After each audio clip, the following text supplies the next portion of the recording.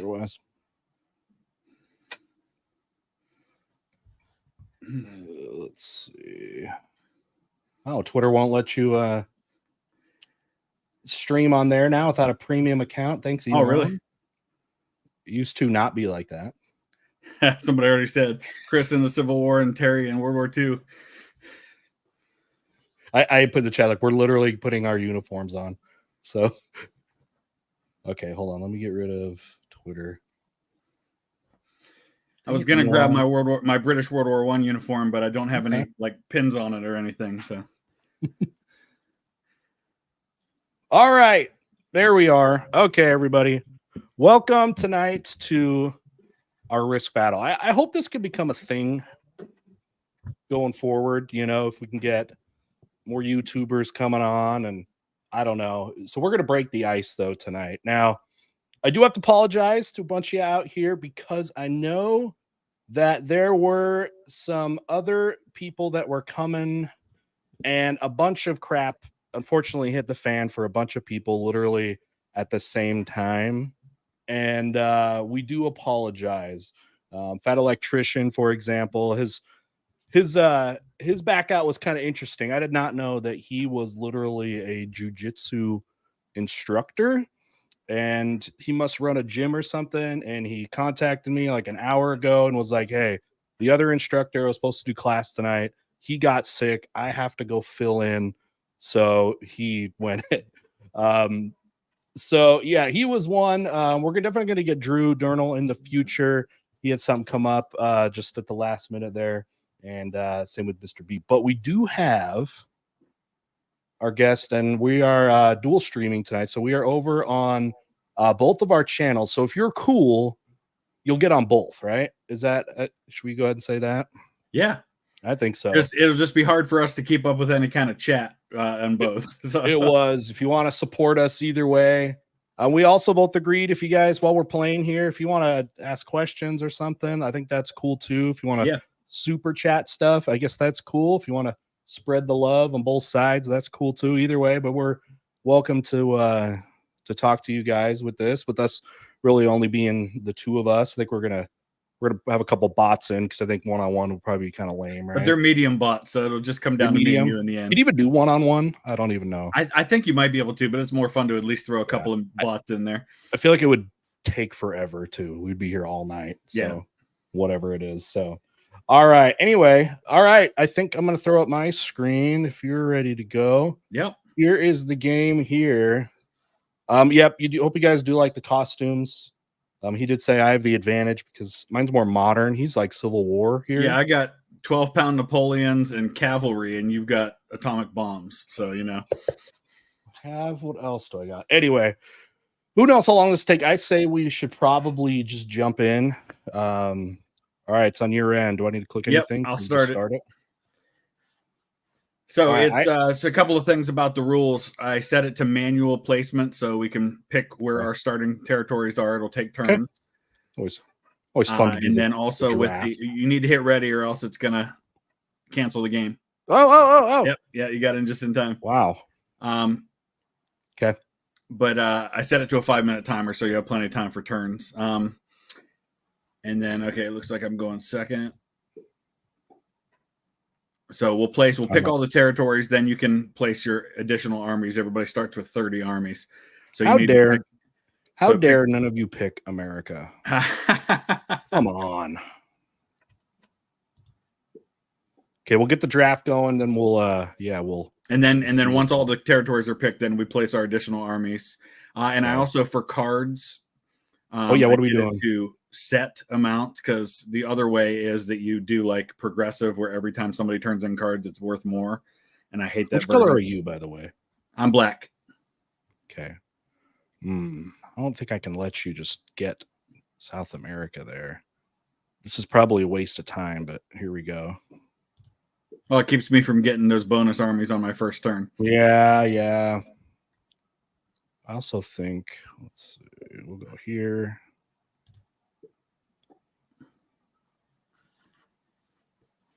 Click.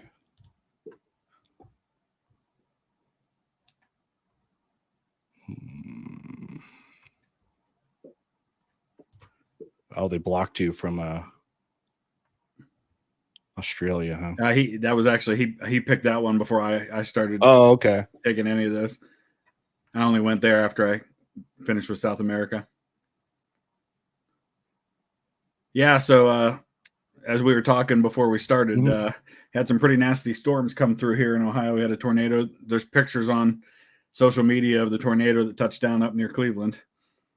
I don't think it did much damage. You didn't blow away. I'm so glad. Well, is that where you were? It was a soccer game last night, right? Yeah, that would have been. He was supposed to play at 5. It was up in Cleveland, Berea, which is where the Browns practice facility is. And then, like at the last minute, a couple hours before the game, they changed it. They changed his game to like 7:45. So instead of going up there watching the game and getting back in time for our stream, the game wasn't even going to start till then. All right, now you have to start placing your pricing the rest. Yeah. Okay. All right, we'll do that. Promise we'll talk to you guys in a second. Let's just get this crap out of the way now. Somebody said I'm going Monroe Doctrine. That makes sense. I almost let you take all of North America without a fight. Well, I guess if I block you there in South America, then yeah. Yeah, North America is worth a whole lot more. Yep. How much do I want to invest in South America?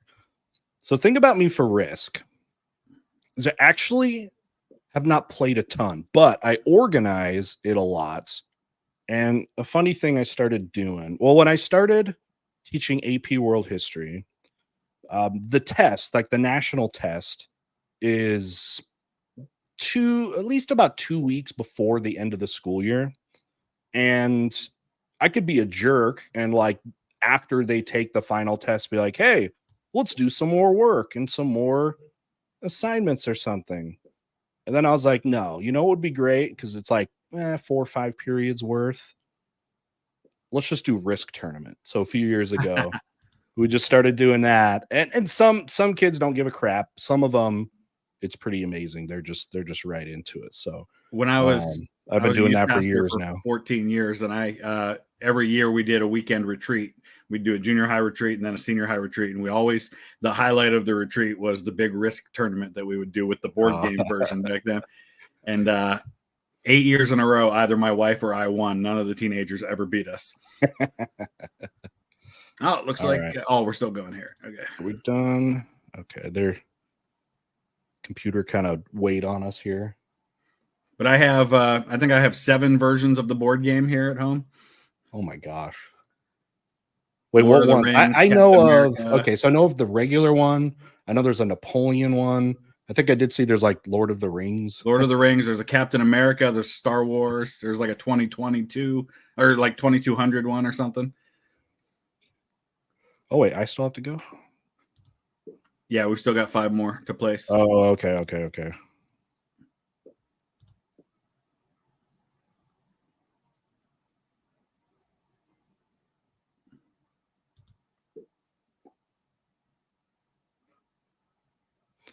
I fully expect to lose. I know people are talking about in chat. I was thinking of putting up a poll of like who's going to win, but I don't know if I even want to do it.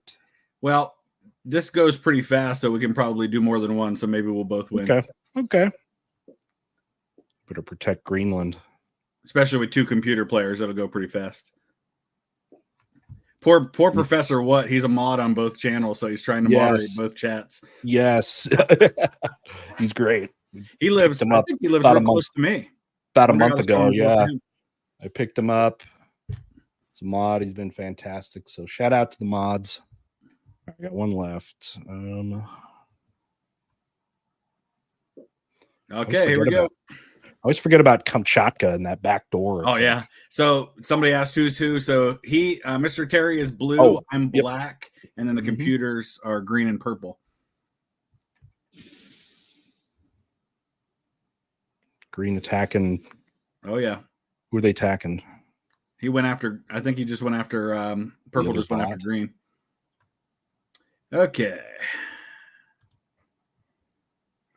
All right, you're up.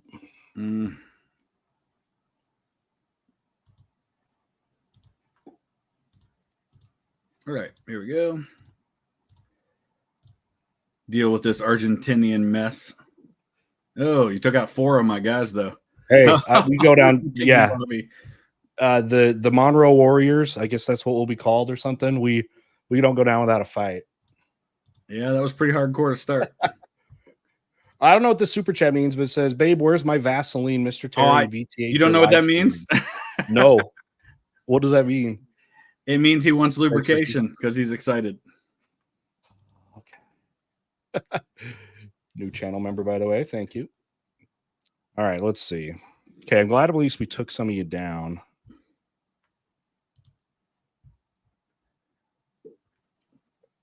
All right, you're up.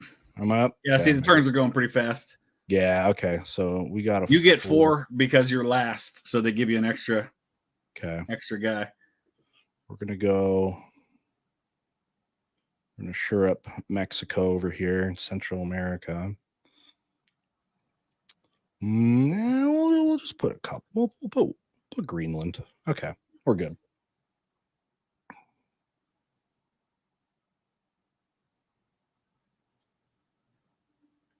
Where shall he attack? Dan and Zach, thank you for Zach. What's up? Zach. His first ever stream watching me. I forgot I played Risk. That was a long time ago. Oh, I thought I thought I moved on. All right, I'm good. Somebody just said, "Why Vaseline? That's not best. Trust me, I've tried." This conversation is going in a direction I was not expecting. Green loves the outfits. I do too. I think it's appropriate. Do the other shirts for our next time we play. I got my Crusader shirt and then nice. my I'll bust out World War I for that one. Napoleonic. What's my? I forget what my other one's supposed to be. If it's Napoleonic or Revolution, you would know looking at it. But oh, okay. Let's see. Decisions. Wait, was it your birthday? Yesterday was my birthday. Oh, happy birthday! Thank you, Panther Consumer. Yeah, 47 yesterday. Congrats. You made it. I don't know. I think I'm at the age now where I don't really celebrate my birthday anymore. It's like, oh, again. It's just a reminder of life's futility. I know. Yep. Thank you, Fanta. But I guess the alternative is, I just rolled 666s. The alternative is not getting older, so I'll take it. You say, are we doing manual rolls or is it just auto? You can do, I just set it to, like, you can do however you want. So when you roll, you can choose whether you do blitz, which means it just rolls until it resolves, or you can do one roll at a time. Okay. And you can also choose how many dice you roll. Okay. There's a new board game called Farms Race, and the best way I've heard it's described as Catan with nukes. Oh, wait. I think I was watching a YouTube video of somebody playing that yesterday. It looks pretty cool. Okay. Thank you, Kyle. Thanks, Blake. Somebody just said happy 50th birthday. Grant, I'm not that old yet, dude. All right, you better make your move because there is a 5-minute timer on it. It's not on me, is it? Wait, is it on me? Yeah. Oh, wait. My bad. I thought I saw you in there. Oh, it is me. I'm an idiot. Okay. I didn't finish my turn. Okay. I did say you did.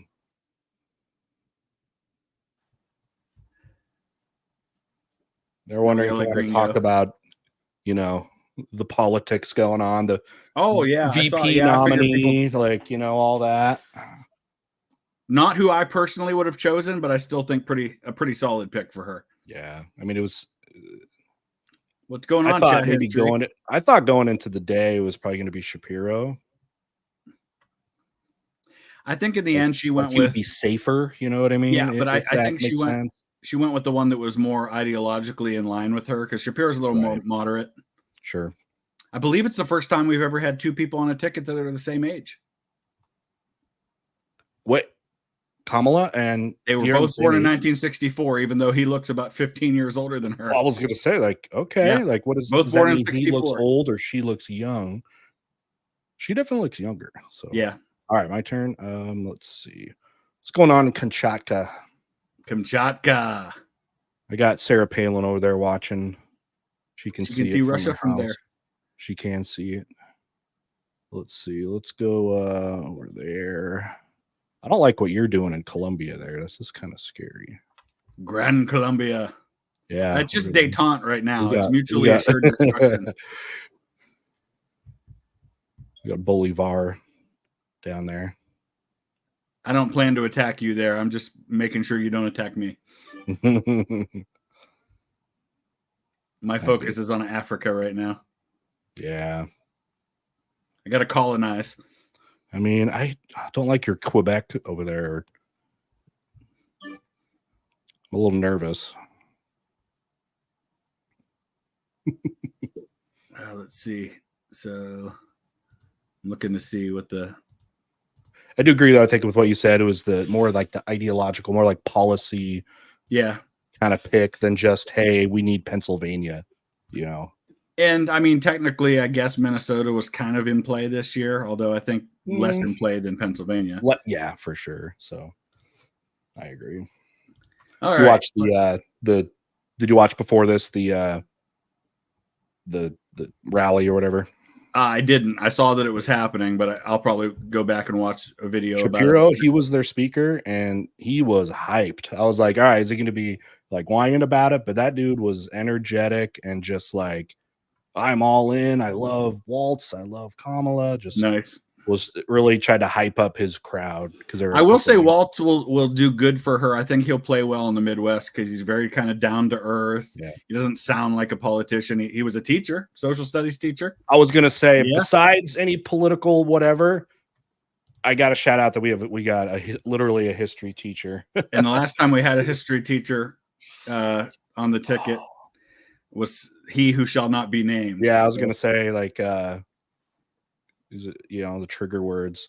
Man, I had this whole, if we had the whole crew, I had like a write up about everybody, and like I had, you know, like trigger words I was going to sign to everybody, and yours was going to be, you know, that was going to be Woodrow.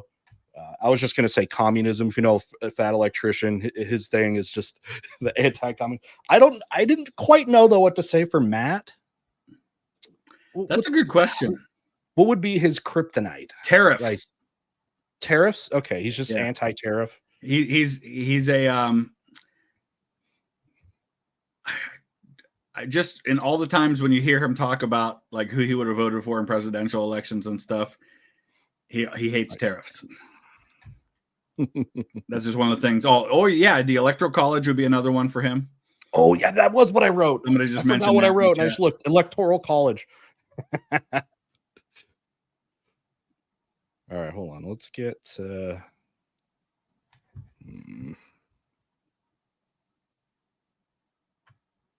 there. Keep scaring me. I want to.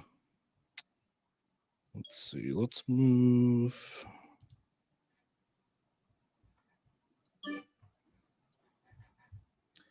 All right. Oh yeah, you're still fortifying. Okay. One more. I was thinking I want to slide anybody around.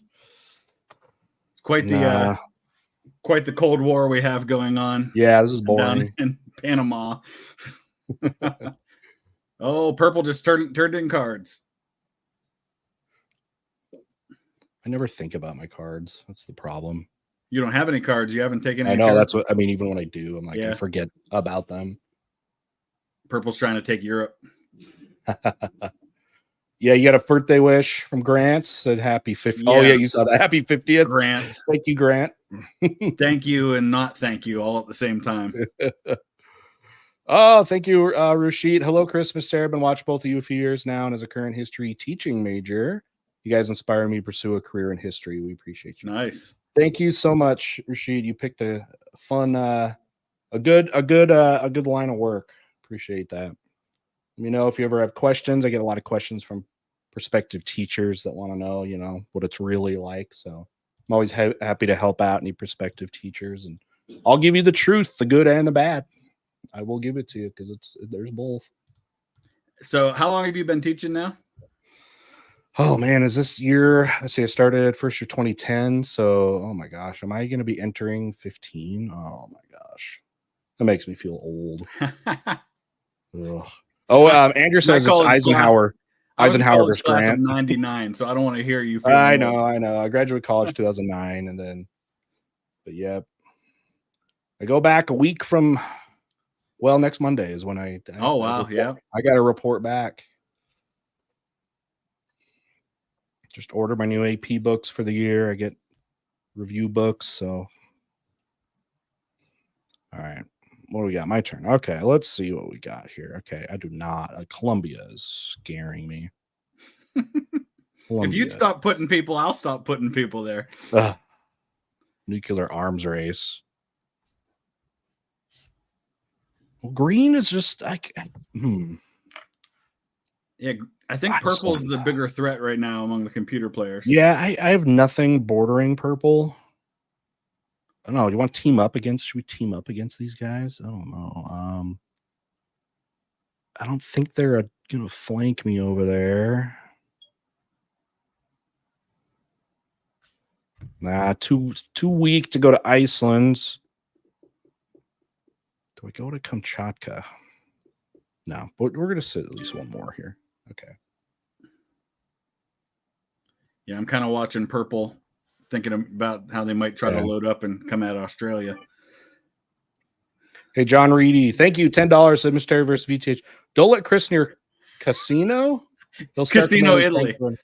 Okay. John was with me in Italy. Okay. We went out and we had a few drinks real late, and somebody was telling me about some drink that they served there that was like an insane amount of alcohol, but it didn't taste like it. And I had one, and it didn't taste like alcohol at all. And I may have been dressed like the Unabomber. I had a hood on and sunglasses on, like aviators, and I climbed on to a tank, and like they took a picture of me on top of this tank at midnight in Casino, Italy. All right, let's see. I need to get on one of your wild. Yeah, I'm gonna journeys there. I might talk to you. I'll have to text you because I'm gonna plan one for next summer. I just don't know where yet. I am doing another Italy tour next April. All right, here's one I do want to go with you. And are you sick of going to World War I stuff in France and all that? I wouldn't say I'm sick of it, but I have been to most of the places. And I know there's plenty of tour guides and all that stuff. Like I need to. I've not been to the war sites of Europe. I've mostly gone to the touristy stuff. I've only been to Europe once, but like Battle of the Somme tour and Verdun. Like I need that. I want one of those. Tired of going to those places. Okay. So you don't get to. Okay. So if you ever go again, you're getting a group. I'm working on hosting a group tour that would go, probably be like a 5-day tour, and we would do the Somme. The one I'm looking at would be the Somme and Vimy Ridge and Ypres. Okay. So it'd be mostly British and Canadian sites, but then we could always do like a day on our own somewhere and go over to like Meuse-Argonne, do some American stuff. If you could figure out a way to do it when I'm not teaching. Yeah. That's the biggest. Summer is always the best for me. Yeah, I'm going to try to squeeze in some stuff next summer because it's the last summer before 2026 when my son will be a senior and we're hosting the World Cup and all kinds of stuff going on in 26. Ooh, Kamchatka. Look at this. Kamchatka. Well, I don't know why they leave. That I think I lured them to sleep there. I might go take it. Okay, let me get like one more.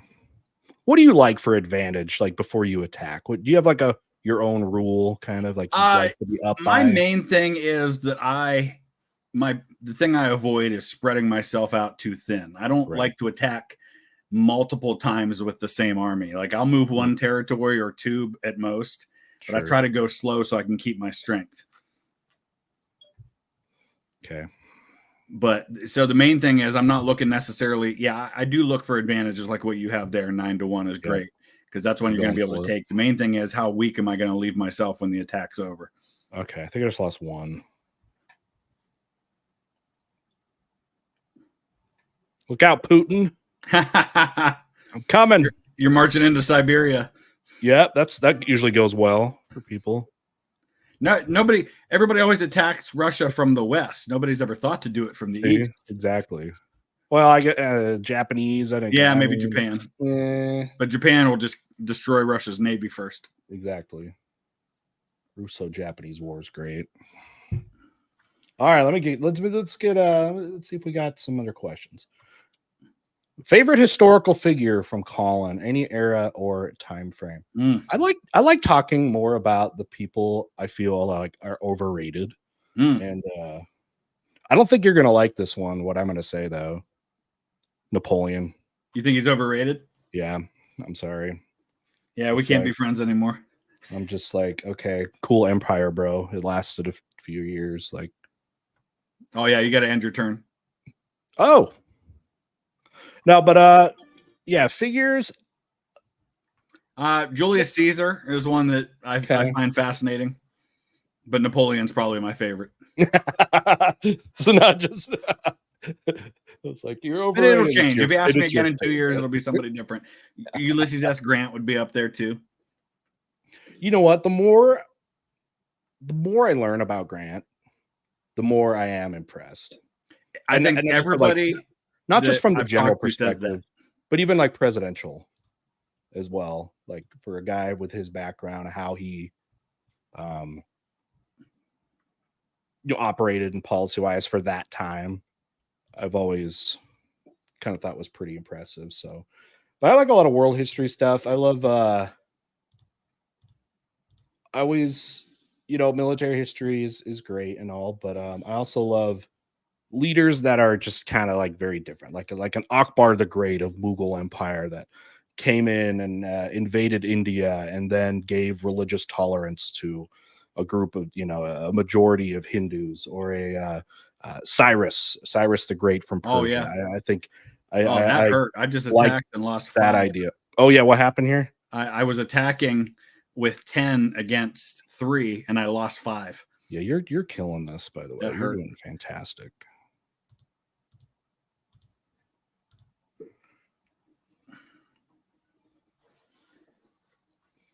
Somebody just said in the chat they think Caesar is overrated. You guys are killing me today. Caesar.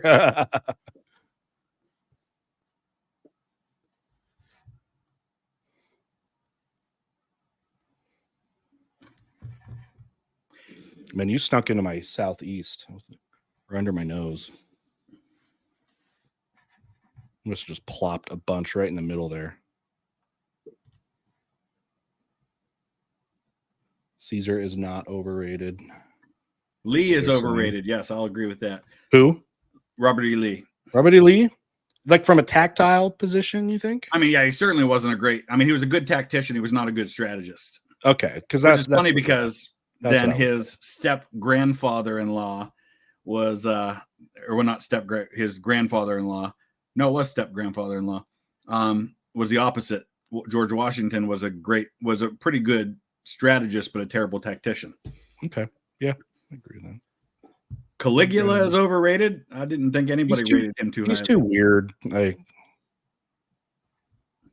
Caligula and Henry VIII remind me a lot of each other because they both had like a decent start to their reign, and then something went wrong mentally, sure, like an illness or something, and they both broke crazy. All right, I'm gonna attack Irkutsk. I love saying the Russian names. Yeah, they do have some good names over there. Kamchatka and Irkutsk. All right, we're good there. I'd love to go to Russia when things calm down over there. I know, like Borodino is even if I just have to go to the Red Square, like yeah. The Borodino battlefield where Napoleon fought the big battle with the Russians is largely intact. It's one of the few battlefields from the Napoleonic era that is. Okay, I'm going to.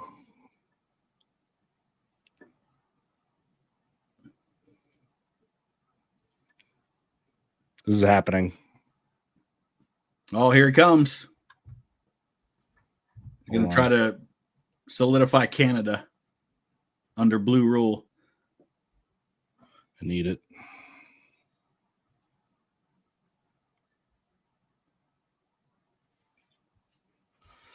No. that one.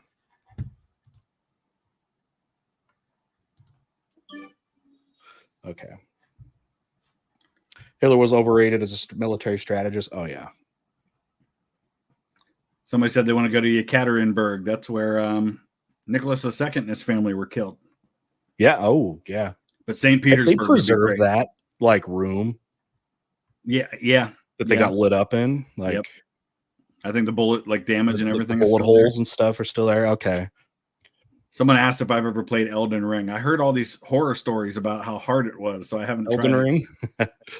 Elden Ring is one of those games. I like watching somebody that's good at it just to watch the skill, but like I don't have the brain for those like Souls games, like where you're just gonna fight and just die 100 times before you win. I give up. I'm like, nah. My daughter's really into Baldur's Gate. Okay. Baldur's Gate 3. That looks cool. I have it, but I haven't really played it much yet. Let's see. They said, "Oh, you're a better Ohio rep than JD." That's what. That's fair. JD's also the first person on a presidential ticket who's younger than me. Oh, how's that make you feel? Old. what is the JD vibe like in Ohio? I don't know. I really don't know what it is.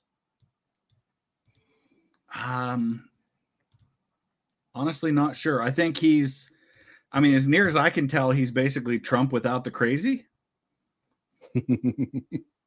Not as crazy, anyway. I mean, that's not saying a lot. That's true. People that believe in the policies, but yeah.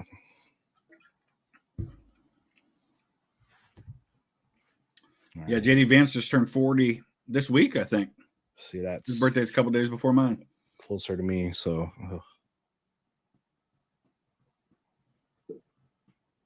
Thank you, Fanta. Well, the Southern Hemisphere is looking decidedly. Yeah, the global South is just not the global South anymore. All right, I'm up. That's a great question. I mean, yeah, what do you think of this? I think most of the ones that we look back on and think had a big impact were because they became president. Andrew Johnson, Theodore Roosevelt. Sure. I mean, VP picks have certainly been incredibly important when it comes to who they succeeded. Yeah. But yeah, do you think historically vice president pick has much of an impact on an election? Also, shout out to both of you for great work. Do you think VP picks, like, there's more that have helped that president versus more that have hurt them? Does that make sense? I feel like every time there's a VP pick, everybody talks about what they bring to the ticket and why they're important. But then if you look back 10 years later, it doesn't seem like it really mattered that much. Yeah. It feels like it's a very in the moment thing. Exactly. Yeah, exactly. Like no one goes back and is like, well, that was good or bad. Yeah, they won because they picked, especially the good on the good side. You might say, oh, that was bad. If it was like, I don't know, like the one I always hear about is Sarah Palin. Like, did she actually derail John McCain? I don't think John McCain was going to win that election anyway. Yeah, that's kind of my thoughts too. But some people are like, that ruined it. Because one of the other people, I think it hadn't been Sarah Palin. I think Tim Pawlenty was pretty high on the list. He was the governor of Minnesota, I think. Mm-hmm. He was one of the people that they were talking a lot about. I don't think it would have mattered. All right, let's see. What you like D&D? We got that question. You like D&D? I've never done a D&D. I played before. A few times in college, not much, and I was never really into it. That's basically what Baldur's Gate is, though. It's just not the in-person version. So is there like history version of it? Like that would be interesting. You know what I mean? Like put some kind of. I kind of do one in my class. It's a role-playing game through the Crusades, which is kind of fun. Like nice.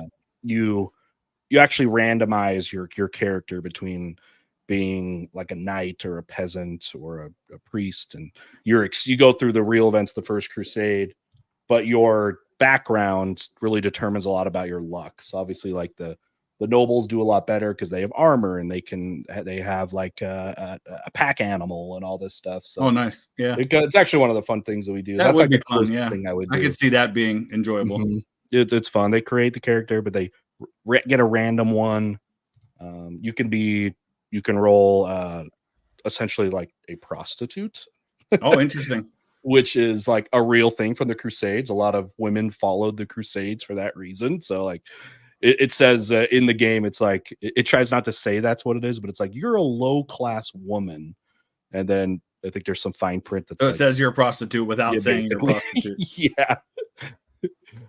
But then you can be like a knight, yeah, and you get better luck because you have more weapons, you have more this and that, and you go through and you read through primary sources of like Battle of Nicaea and Battle of Jerusalem. It's actually really cool. That's the closest thing to D&D I've done. Mm-hmm. Somebody asked if I've been in Bordeaux. I have not been in that part of France. No, I've mostly been Normandy, Paris, Bayeux, Verdun, Reims. Most of mine's the south. Yeah, mostly the northern part of France. So that's where I need to. Okay, I got 3. Peasant equals dysentery. I lost Greenland. You did lose Greenland. Well, we're gonna never forget. We're going back. Remember when Trump talked about wanting to buy Greenland? Yeah, Denmark is like, what? Like, yeah, that's ours. That's not a thing that we do. Like, it's not a thing that happens. Just buy land. All right, I'm gonna have to gear up for that recovery.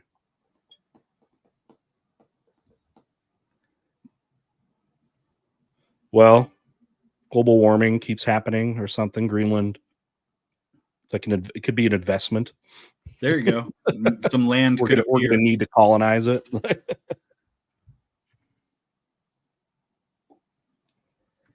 Oh, Brad wants happy birthday to his mom. Mom turned 70 today. Happy birthday, Brad's mom. Brad Bingham, Mrs. Bingham, happy birthday. Awesome. Some history nerds here.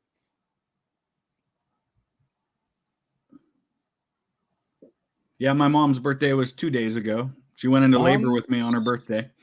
My mom's about a week, so that'll be fun.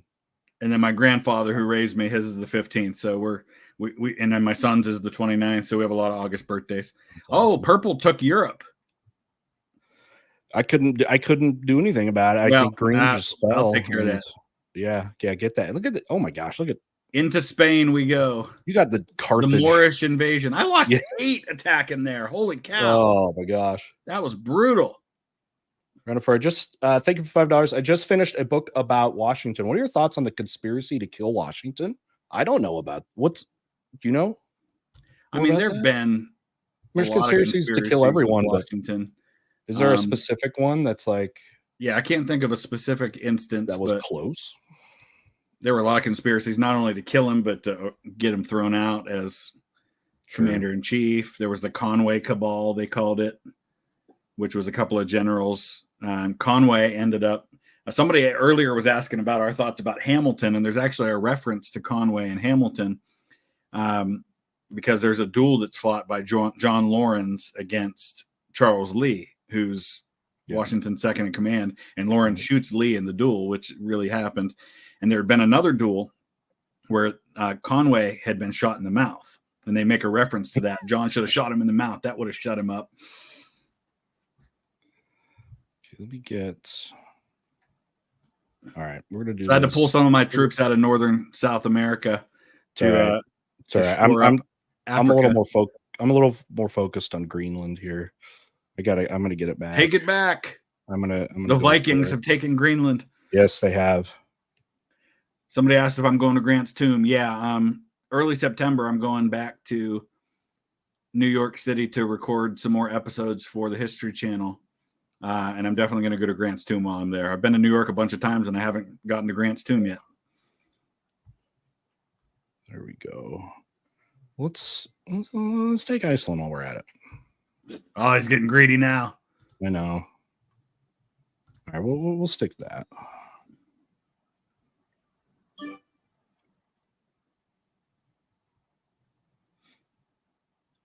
So green and purple have both survived quite a while here.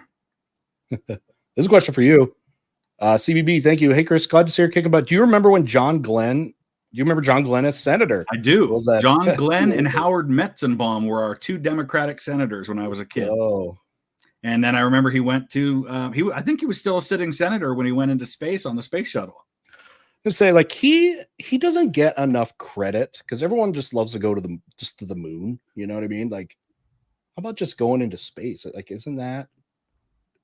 Oh, he was a big that was time dangerous. American hero at the time. That was so dangerous. And then, but then Niels takes all his thunder. It's like both from Ohio. What's going on with Ohio?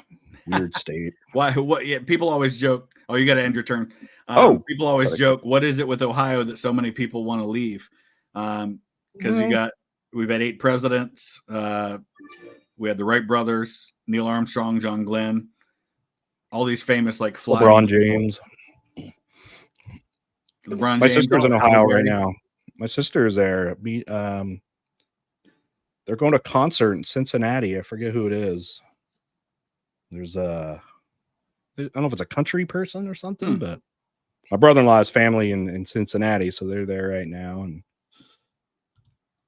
we call it Cincinnati in northern Ohio. Wait, why? I mean, their airport's in Kentucky. Because okay. I mean, yeah, they're on the border, but like everything south of Columbus is culturally Appalachia, I guess it is. Wait, so you a Browns or Bengals fan? What's that? Browns or Bengals? I'm Browns. Browns are Northeast Ohio. Okay. Bengals are, yeah. Even though Bengals are better always. No. And the Bengals were founded, they're owned by the Brown family that the Browns are named after. All right. What do you think of the Browns this year? It's all going to depend on Deshaun Watson and whether he's any good. That's true. If Deshaun Watson's good and the team can stay healthy, we can make a run. Last year we just had leverage their whole franchise on him. Yeah, pretty much. The money but then we lost our star running back and we lost a bunch of other players to injuries and still I feel like they had that window. It was really short. Yeah. Still actually back with Baker, but like it's like there was that little window and I don't know what happened, but got a great defense, weapons on offense, it seemed. Wait, does that mean you're Ohio State too? Oh yeah, the whole state of Ohio is Ohio State. It is. No one cares. Like so the way it works is because we have all of our like MAC teams like Kent State and Youngstown State and Bowling Green. So everybody is both. Like I'm a Youngstown State fan, but I'm also an Ohio State fan. Makes sense. Somebody asked if I ever missed the Richfield Coliseum. So Richfield Coliseum is where the Cavs used to play basketball. Okay. And it was outside of Cleveland, closer to Akron. And they tore it down when they built the new state arena downtown. Yeah, whenever I drove past there yesterday, I always think about it because you could see it up on the hill when you were driving that way. All right. We're just finishing off the Vikings here. We're going to Norway. Nice. I'm sick of them. Viking age has ended.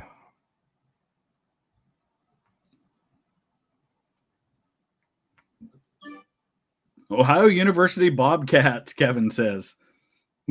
I almost was a Bobcat.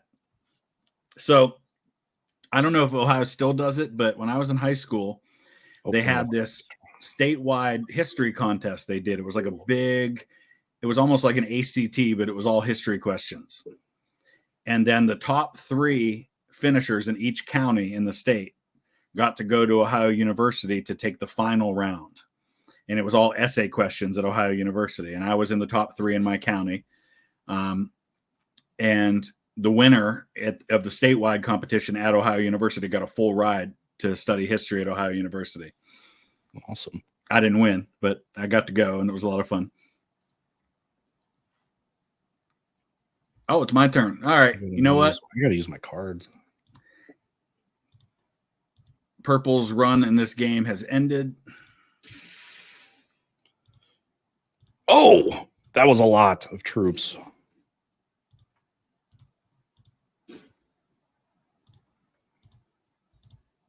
Rip. Purple.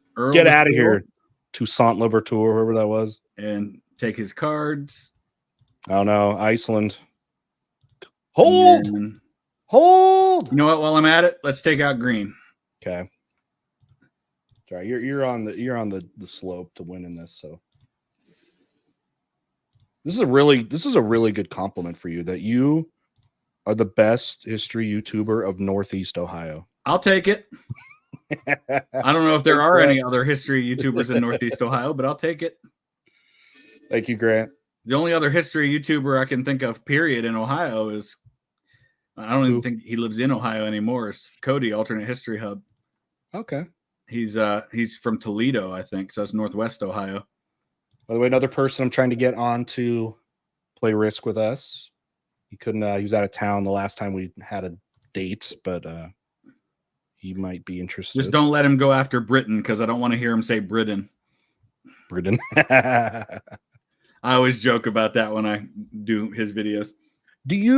Have you reacted to other alternate history channels? There is one other one. Have you done the What If guy? Yeah, What If Alt History. I have done his. So I've had that kind of recommended, but also people were like, he's a weirdo or something. I don't know. Like, he's different. I don't know. He's different.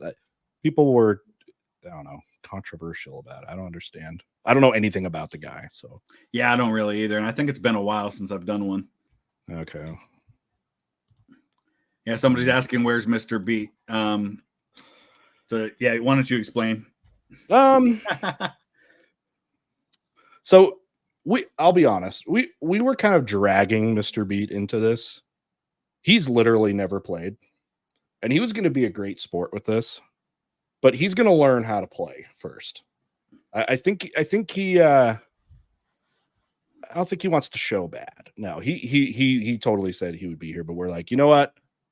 Learn, watch. I don't know if he's here. I told him he needs to watch at least, and like get a hold of it. But when we have more guests, he'll definitely be on. He'll definitely be on.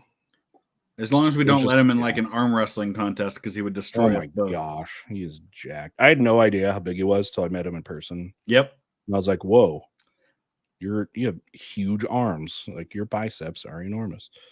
I am intimidated now. All right. Well, this is a slow burn. I'm gonna just like, okay, hold on. We're gonna have some fun with this. Hold on. I think if we do one more, we'll throw in some more computer players. We'll play 6 players in the next one. No way. I don't want the attack phase. Somebody said get Emperor Tigerstar involved. You mentioned that earlier today. You know what? When the guys pulled out, he just messaged me, I think. Okay, he was just a little late today. When the guys, so both Drew and electrician, it was only about an hour before pulled out, so I was scrambling to get a few people, so I sent one out to him, but he just got it, so it looks like he would like to in a future stream though. So there's a bunch of people that just didn't work out tonight that have all said they're interested in. Okay, I got a 4 to 5. But so somebody asked, have you met Mr. Beat's kids? I haven't, but I've met his wife. Yeah. His wife Shannon's very nice as well. Shannon's great. Quit her job to work for him full time. Yep, she works for the channel now. She does a great job. She's like organizes everything. I mean, she makes it a real job. Like, yeah, for sure. She treats it like a real job, very, very professional that way. So I think that's okay. Hold on a sec. No, I want to do that. And I'm hoping to, because I want to get out to Kansas City to do something at the World War I Museum there. And he and I talked about maybe doing some John Brown stuff together while I'm out there with him. So yeah. So at VidCon a couple years ago, I went, and he brought his whole family.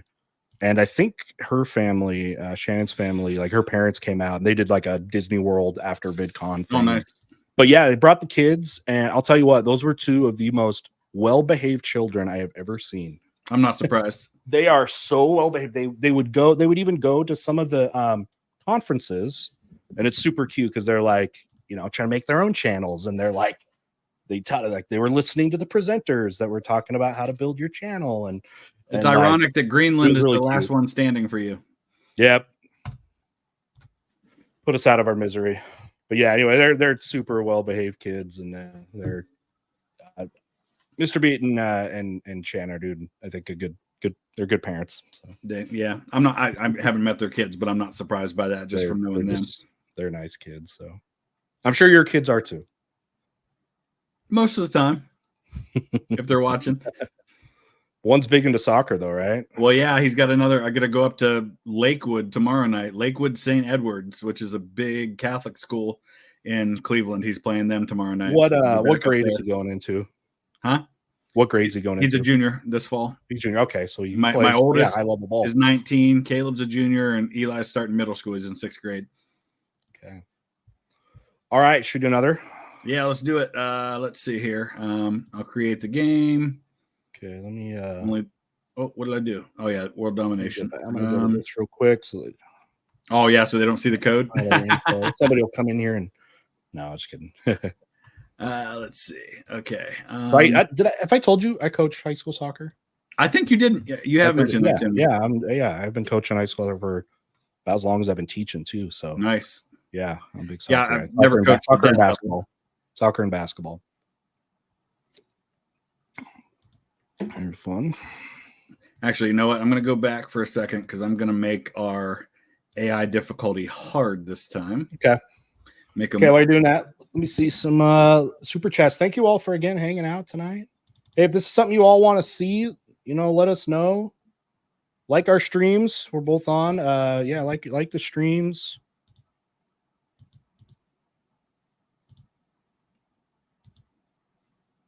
All right, let's see. I'll send you the code in the private chat. AJ Canada Pictures, thank you so much. $10. Have either of you thought about playing the Iron Curtain mod for Hearts of Iron? So I don't really play Hearts of Iron though.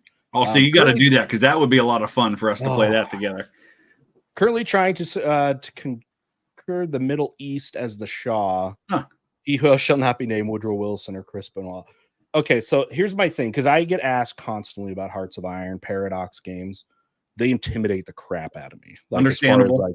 Somebody even bought it for me. Like somebody was like, "Oh, you got to do this," and I was like, it was so overwhelming. Like, can I just go back to Civilization Revolution? Like,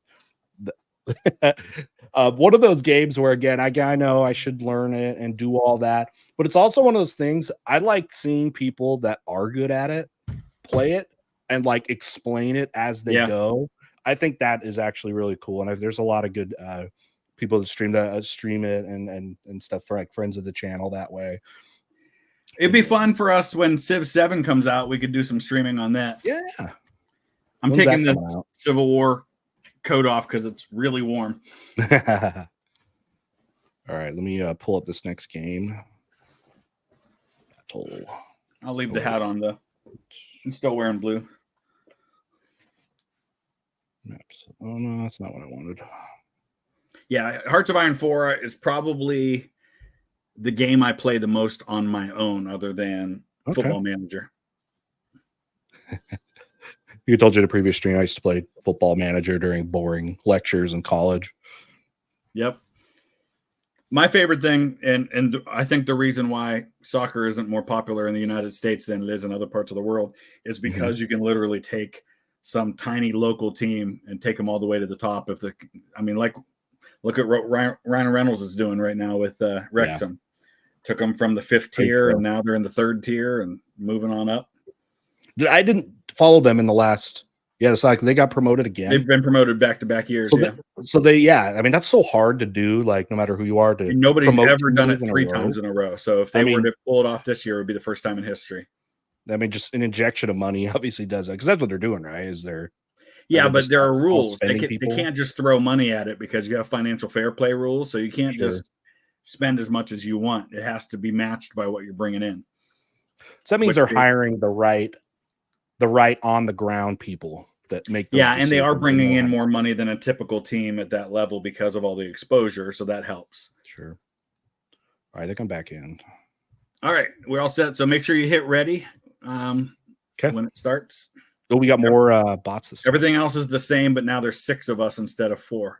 Instead of 4. Sounds good.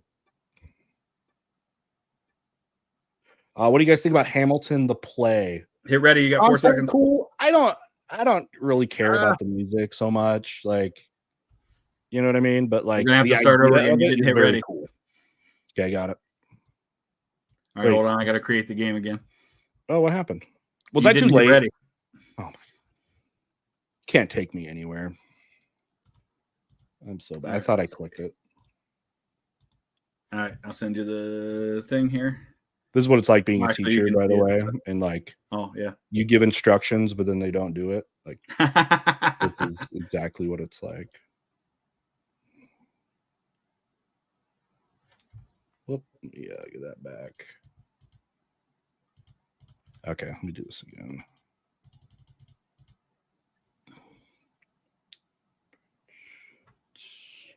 When are you coming to Harper's Ferry? Someone said. I do need to get there. I want to get down to. Oh, there's Emperor Tigerstar in the chat. Hey. Yeah, he said he just got here. I mean, I guess he could. Does he want to join? Like, we could back out. Yeah. You want to play? Do you have the Steam version? Let us know. Let us know quick. We're on the Steam version. It's free. I saw.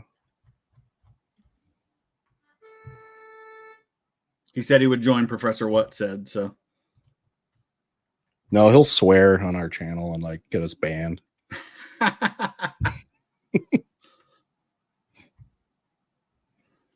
All right, we'll give him a minute. I created another human spot. Well, let's go. We got some more questions for us. But yeah, that was my thoughts kind of on Hamilton. Let's see. Nicolas, he's one of my long timers out of Chile. Give Scythe a try. As a board game with a Steam port to PC, has an alternate history post World War One. Diesel punk-esque. Oh, diesel punk-esque setting. Interesting. Sounds alternate cool. World War One. So like, what, the Germans win? Like, that'd be interesting. By the way, do you like Man in the High Tower? Did you watch that? I did, yeah. Do you think it's, I don't want to say logical, like ending, but like the way the US was run with that, like split up between Japan and Germany? What do you think about that show? Yeah, I mean, if the Axis powers were to win in that scenario, I feel like they would have to do that. I don't know that either one could take it fully. And I think it's plausible that then they would eventually kind of turn on each other. Yeah. As time went on. They're just like, it's their nature. The ideology is just like incompatible. It's just like, okay. They were a marriage of convenience. They were never ideological. Exactly. You can't both be that way in the end, but whoever gets the nuke first. So you watch for Tigerstar if he says something. He said he needs the StreamYard link. Okay. But he's got the game. Okay, let me get that. Favorite monument at Gettysburg, somebody asked. And actually, yeah, JD just chimed in. I agree. I was about to say Man in the High Castle started off strong and kind of drifted. I think a lot of TV shows do that, and I agree with that. It was better early on than it was later. But favorite monument at Gettysburg? It's got to be the Pennsylvania Monument for me, and for very selfish reasons, because I've got ancestors' names on that monument. Tigerstar just DM'd you on Twitter. I don't call it X yet, so I don't. Yeah, I still call it Twitter too. It's not my brain. Yeah. Okay, that's another thing I want. I want a Gettysburg tour from you. Oh yeah. I want the Gettysburg tour. My cousin wants me to take her there too. I've been putting her off until they reopened Little Round Top, which is now open. So, oh, cool. Father Corby's a good one, John. Yeah, that's the monument to the chaplain of the Irish Brigade. Who there's a statue of him giving general absolution to the brigade before they went into fighting at the wheat field. All right, everyone, we've got a new guest. Please follow, and well, first, please clap in the chat. But another great YouTuber, Emperor Tigerstar, is here. Look at his cute little helmet. His little howdy. helmet. What's up? Yeah, at first I thought, oh no, I missed it. I better not join. But then I actually forgot how short Risk games are when you're not actually playing the real board game. Right. Yeah. Yeah, that's a real board game. Every turn takes like 10 minutes moving all the individual soldiers and stuff. Well, yeah, welcome. I don't know why it says the mute. Oh, wait, never mind. Okay, you're muted. You're good. All right, you have this. You have the Steam version? Yes. The join code is in the private chat. Cool. It does not show the previous history of the private chat for me. Oh, here, I'll post it again. Yeah, I just posted it again there. All right, we're going on. Let's see. We got some more super chats. I love to see Vimy as a Canadian. Yeah, Vimy Ridge and I have What's a that? complicated history now. Okay. So Go ahead. Vimy Yeah. Ridge was like the one big site on the Western Front I hadn't been to yet. I had been to all the other major sites, Meuse-Argonne, Verdun, Ypres, the Somme, Arras. Vimy Ridge I hadn't been to. So I went there and I started filming and got chased down by one. So if people don't know, in the summer, the Canadian sites like Newfoundland Memorial Park at the Somme and Vimy Ridge, they have students who come from Canada and work there for the summer. They volunteer and they're like free tour guides and they're great. But one of them chased me down because they saw a camera in my hand and said, "My supervisor says you're not allowed to film here." Oh, okay. And I'm like, "Well, why not? I've filmed everywhere on the Western Front. I've never had an issue." And she said, "Well, here's his number. Give him a call and talk to him and see what he says." And so I get 5 minutes away from the site of the trenches, and we get over to the big monument, the big iconic monument of Vimy Ridge. And the supervisor pulls up in his car and says, "You can't film here." And I'm like, "What's the issue? I mean, it's just a little camera. No, you can't film here." And then proceeded to send volunteers to follow me around the entire time I was at Vimy Ridge to make sure I didn't film. Is it a money thing? Is it like you want to buy a permit? Do they want to vet you? Like I've been to places like that where they like, what are you filming for? Are you with this? I don't know. It just I went onto their website and I know we have that here in the States now, like Gettysburg's cracking down on that, and where you have to get a permit and it's $100 every time you apply for a permit and you have to say exactly when and where you're going to be filming. But I've never had that happen in Europe. Jeez. All right. So for some reason, they didn't give me a reason. They just said, if it's for a YouTube channel, you can't film here. And what frustrated me is the day before, JD from the History Underground was there the day before I was, even told the volunteers that he was filming for a YouTube channel. And they said, "Oh, it's fine." Oh, it just depends on who's working that day. What were you saying, Tigerstar? For some reason, it won't let me do any multiplayer games until I go through the tutorial. Oh, yeah. So you might as well start another game without me. Okay. We can, and it takes like 5 minutes. Maybe it'd be nice for you to, if you haven't done it, to learn it. But yeah, we can keep doing it. Yeah. If he wants to go ahead and do it, we can wait. Yeah. If you want to do some questions. We got a ton of questions. We got a ton of questions for us. So let's see what else we got. Oh, I did want to ask you something. So of the World War I sites, if somebody only has time to go to one, what is the best you feel like preserved? Like if you can only go to one site. Wow. There's so many. I wouldn't know. Like and really my question was, what's the best preserved? I guess I should say. Best preserved. What would you say? I would say Verdun overall, as far as an overall battlefield. Yeah. Because number one, it hasn't changed much. Most of the areas where the battle is, like you can find bunkers all over the place. The forts are still there. The trenches are still there in a lot of cases.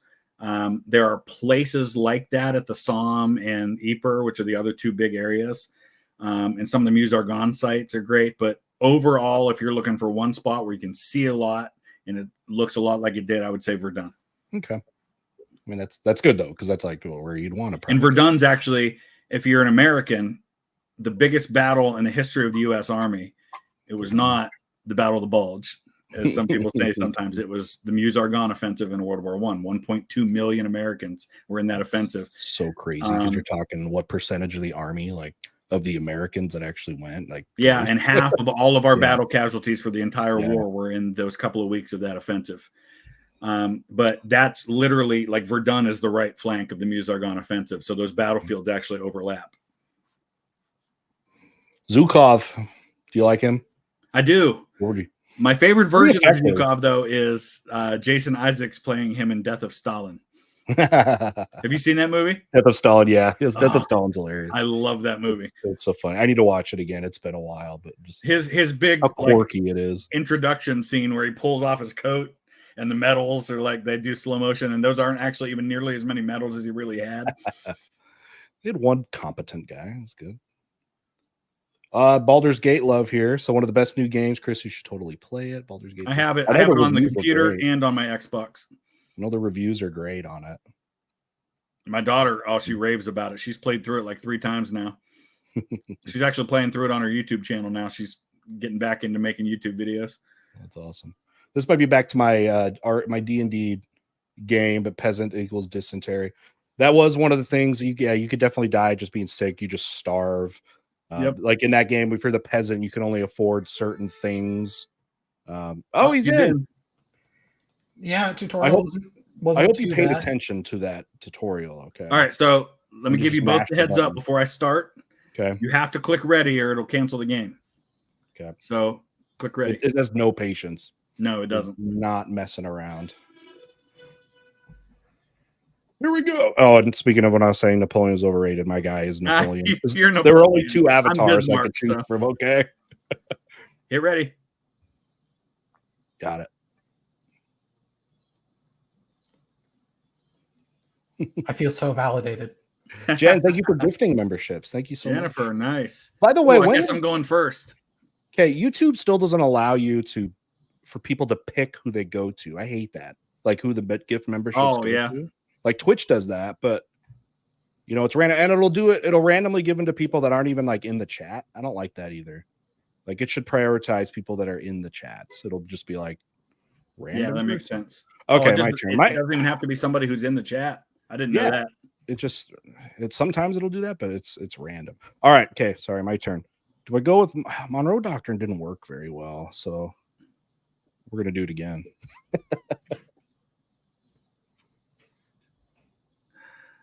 By the way, Tigerstar, try to avoid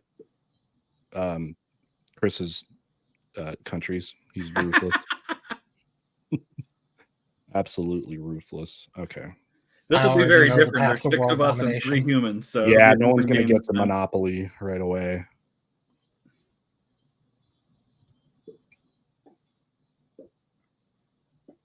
So you're going for North America again, are you? I guess. Nobody was there when I was like the last one. Feels wrong. Watch out for the Tamil Kings, someone said. Who are the Tamil Kings? I love Indian history. But no one ever wants I've actually thought about doing a group trip to India as well, because I was looking for something I could do in the winter, and India would be a good one in the winter. Yes. I know you probably want to spend your holidays with your kids, but I'm not coaching basketball this year. I'm taking a year break. Oh yeah. And that means, because usually I have to coach through the whole winter break. Now I can go on trips during the holiday break. Well, now that I'm divorced, I only get them for half the Christmas break anyway. So you gotta prioritize it. But I would love to. But I gotta see the Taj what I'm Mahal saying is, for the other half, I could do a trip, but I think it's a little, for the group trip thing, I think it's a little too close now to be able to schedule something for this year. Are you still doing Egypt? Egypt is in March. It's been sold out for probably 4 or 5 months. Yeah, that was one. I was like a little bit. If it was in my spring break, I could go. When you're a teacher, they don't give you like days off. Yeah. They just have the built-in ones. Wait, where's anything left? Tigerstar's got Australia, for those who were asking. It's the key to world domination. It's a key to world domination, yes. It's definitely all the countries one of the are strategies people like to use. Yeah, I need to see the Taj Mahal in my life. There's a bunch of cool like Mughal forts and stuff that. See, I'd like to go there, but the few people that I know that have been to India have not had a great experience with it. So. Really, I think you need to go. I feel like, because I've heard that too. With people, you need an Indian. You need someone. Yeah. That knows exactly where you should go and where you should not go because of that. I took an Indian history class in college, and there was like a group of students that all went during that semester. And it was like, it was awesome. But then also there was a couple bad experiences with, but now Rome, Italy in general, I absolutely loved Italy. Yep. Italy is one of my favorite countries I've been to. And in fact, I'm in line right now to go there 3 times next year. Oh my gosh. because I'm going in January with my sister. Yeah, how do you keep doing this? It's a great tax write-off. Government spy. Have you been? Is that, could you write off pretty? Oh yeah, because I'm filming for the channel, so Sure, all my expenses for that are tax deductible. And I spent so much on travel last year that it actually dropped me into a lower tax bracket, so it paid off. Okay, so I'm basically it was a wash. All right, I need to go full-time YouTube then. There you go. I keep telling JD History Underground that he needs to do it too, because he's still teaching. Yeah. Oh, I remember when I was told, wait, you mean I can count myself as my own employee and deduct my health insurance? Wow. Yep. This changes everything. Yeah, so I'm going in January with my sister. I'm going in April. I'm doing another group trip. That'll actually, I think that should be going on sale here in a couple of days. Because I went this past April. It was fantastic. We had a great time. I wish, especially in the Rome like, city of Rome sites, they did a better job with like keeping up some of the stuff. Like you walk through the forum, at least when I went, and you go by like Trajan's Column and the marketplace, and it was like full of garbage. And it wasn't like that when I was there. It was pretty clean. Okay. Yeah. I've only been once, and I was like, this is sad. Like, yeah, that whole area was right by our hotel, and it was it was real nice. The only issue I had there, and there's nothing they can do about this, just like when you're by the Eiffel Tower in Paris, is that the sales people are like so human pushy and they're everywhere. Human feces or something. Yeah, no, there was nothing like that when I was there. Okay, good. So that's not the norm. Really clean when I was there. That's not the norm. Okay, good. I was like, this, you guys got to protect this stuff better. In fact, really thinking about when I've been in Europe, I haven't seen much of that in any of the cities I've been. Actually, the city where I think of the most as being kind of trashy is New York City. Yeah, Manhattan. I mean, not lower Manhattan, but like Midtown. Sure. Brutal. You just can go a few blocks out of the main part, and I mean, yeah. And there are areas like in London when I went to Whitechapel for a Jack the Ripper tour, it was that way there too. I was told before I went to Paris that it would be like that, and I thought Paris was beautiful. Paris, my least favorite city I've been to in Europe. Really? I love France. I hate Paris. Everywhere else in France I've been has been amazing. All right, we got to fortify.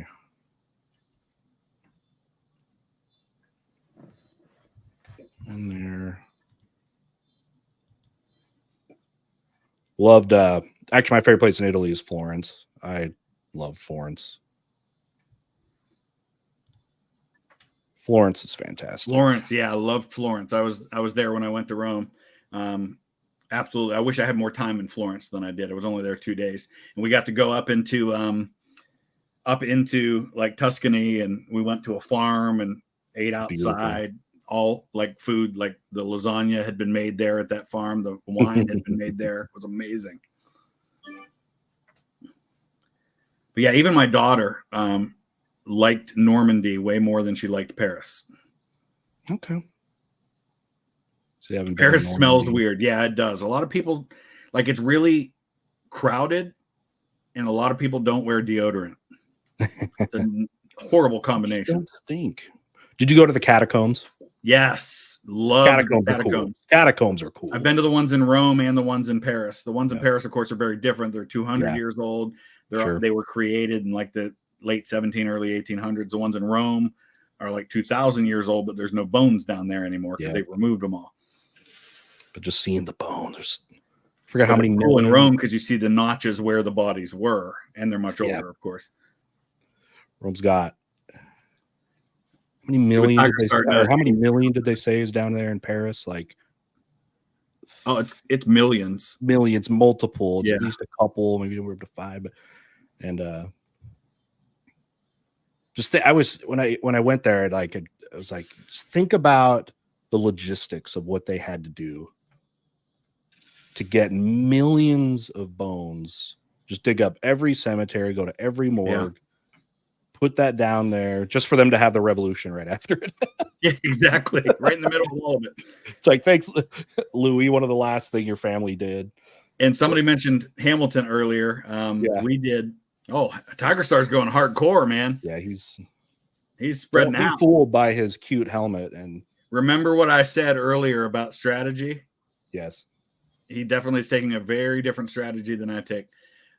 So some about Hamilton. So my daughter and I went to the Picpus Cemetery, which is outside of the like center of Paris, but that's where a lot of the guillotine victims are buried in mass grave, but also where Lafayette is buried. okay. And so we did Guns and Ships from Hamilton at Lafayette's grave. That's a song that he sings. So Green, thanks again. Watch all the streams. yes, switch back and forth. Switch back and forth. Samuel, thanks for $5. I can't remember what this guy's referring to. It just says the one with the governor of New York, Randall. Thank you, Randall. The one with the governor. I don't remember. Sorry, some of these are about half hour old. I'm gonna I'm not sure. and catch up until it's my turn. How important is the grand scheme of U.S. history? Is the grand scheme of U.S. history is the Whiskey Rebellion? I don't know. I don't know how much it really changes the course of things. Not. Now it is unique in that it's the one time you have a sitting president riding out at the head of an army to march on his own people. Yes. Maybe it did set like a precedent that kept it from happening more and more because that there's been a couple of rebellions. We're not going to do this. Like we're not just. This isn't just going to be the land of we just rebel every time there's anything happening. Like any grievance. So thank you for that. By the way. Hopefully I'll be able to do more trips in the future. The only trips I've been able to do are 2 trips to Canada and then 1 trip to Scotland. Oh, Scotland's great. Love Scotland was fantastic. I did so much walking. I lost 10 pounds over a week on that trip. That's Europe in general will do that to you. I love That's that. why you see so many skinny people over there. The food's healthier and they walk a lot. Scotland invented fried food. This wasn't supposed to happen. I was supposed to gain 10 pounds, not lose 10. Gosh, I can't attack anything. So the guys from the channel History Dose, they're either already in Mongolia or they're getting ready to go. And that's a group trip through the same company that I do my group. Okay, so I love Mongol history. In my department, I'm like the Mongol guy. Nice. But the Mongols didn't build anything. So it's like you go there. I mean, you can go kind of where Karakoram was, like where the capital was. And I don't know what there's to do in like Ulaanbaatar, like in the capital, but I don't know. I'm looking at doing a ride some horses through the plains and invoke the spirit of Genghis. But yeah, like Mongolia seems like it would be like a really fun camping trip type of vacation. Yeah, that makes sense. Like I'm gonna go feel like a Mongol. So I might do one to Peru to go up to like Machu Picchu and stuff, but that one is a ton of hiking and camping in tents and stuff. So I'd have to be in better shape before I tackle that one. But I'm also looking at China probably in the near future for a group trip. Thanks for reading up the channel membership. Get all the territories. Territories. I like that. No, I'm getting my butt kicked. Do you guys play Age of Empires? Yeah, it's been a while, but yeah, I've played a lot of it in the past. That might be fun again. You still just need to play Age of Empires 2. They've gone up multiple. 2 is still the best one, so that is one I'm a little better at. Didn't really play Age of Empires too much. I'm mainly excited for Civ 7 to come out. We were talking about that earlier. About that would be something we'll have to play. That would be fun to do. Because I was a little disappointed by 6, honestly. I think a lot of people still prefer 5. Yeah. I didn't like how it seemed a lot harder in Civ 6 to vertically build your cities, especially once they added the feature that like, oh, you want to build like a building, it has to take up a physical tile. I still love my favorite. My favorite's still the console version of. You just had a disaster, didn't you? Wow. Yeah, I attacked 2 with 6 and I lost 5. Brutal. This question I can tell you from a teacher perspective. So, what's an event in history you wish you? Okay, never mind. I thought you said you said event you wish. Oh, you wish more people knew about. Okay, never mind. I did understand this as a teacher, and actually even as an American, I think the 7 Years' War should be talked about more. Yes, World War Zero. It you have to. to understand, and I'm a world history guy, but there's like for American history, making that connection to the founding of our country, that connection needs to be made higher. And I make sure to hit that hard and teach it in my world history class, of course, because it's huge in world history. But yeah, just from my teacher perspective, my students need to know more about that. It's the first World War in so many ways. So, all right, red's done almost. Go end apartheid down there, down in the South. Somebody asked what all countries I've been to. All right, so yeah. In Europe, Scotland, Wales, and England, which is all the UK, of course. Going to Ireland. You like Wales? I did. I only saw North Wales. I went to Wrexham. Going to. So I haven't seen a lot of Wales yet, but my turn. And I'm going to Ireland in November. So I'll add that one to it. And then France, Germany, Austria, Luxembourg, Netherlands, Belgium, Italy. I think that's all in Europe. And then over here, Canada, US, Mexico, Bahamas, Belize, Honduras, Costa Rica. And that's it. That's amazing. Did you hear they found a new huge Roman fort in Wales? Yes. Ooh, really? It was like near Pembrokeshire or something like that. Just over in Europe doing some Roman sites. What are they protecting in Wales? Like, who's going to cut? Are they going to get flanked by the Scots? Like, they were dealing with Celts. Yeah, that's the interesting thing, because I guess like the previous consensus was that Wales was one of the more peaceful areas of Roman Britain, and now they're this changes everything. Dude, Welsh language is nuts. When I was watching, like Wrexham, I'm like, what are you like? What is that? Like, and then when you see the names of the towns, and it's like, wow. Like, my ex-wife, her maiden name's Watkins, which is Welsh, and the Watkins family came from a town called Mynedicelewin, and it's all like Y's and N's and L's. Like there's no other vowel in the entire word than Y, and there's like 5 of them. Tigerstar trying to take Asia now. Yep. My great uncle was Frederick Fisher. First Canadian recipient of the Victoria Cross. Wondering if you have heard his story. Unlikely as it may be. I do not know. With Canadian history there. That's thank you so much.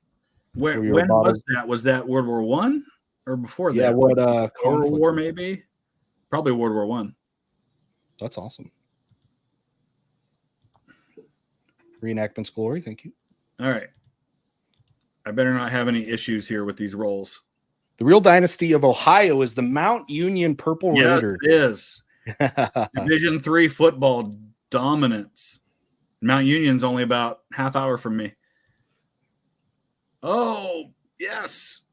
Good rolls. I watched your reaction of my video of like history mysteries, and you said you haven't been to the like Serpent Mound. I haven't. That's down in Southern Ohio, about 3.5 hours from me. Is it? But yeah, I definitely need to get there. That's down in Adams County, Ohio. It's down on the Kentucky border. I would like to learn actually a lot more about like Cahokia and the mound builders. I feel like I'm doing a disservice to not look into some of that. Where it's like the Hopi and the Adena are the two that were in Ohio. Yeah, we learn a lot about Ohio history before the current Native American groups that we talk about when first European settlers, but like way before that. And North America gets now the history. A lot of it's so difficult because the archaeology is incredibly difficult, but I think there's a lot more to learn out there about those groups. Oh, 100%. Because I've been trying to map North America for the past few years, and I mean the dates are spotty to begin with, but there's way more north of the Rio Grande than is typically taught in school. Yeah. The tough thing, of course, is that they didn't leave the same written records that a lot of European ancient cultures did. Exactly. Makes it harder. Yeah. The thing that baffled me was one of the ones in Ohio, like the Fort Ancient Culture or whatever. Like Yeah. it lasted all the way until the 18th century. Like usually the dates are given like, oh, it ended around 1750, which is really insane if you think about it. The computer is imploding my Oh yeah. America here.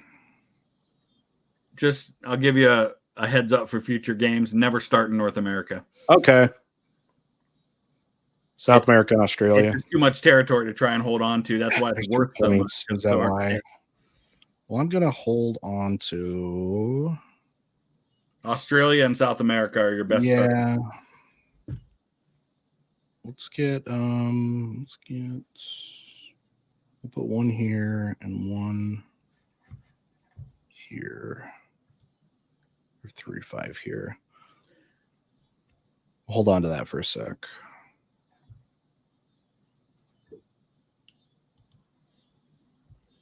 And we'll go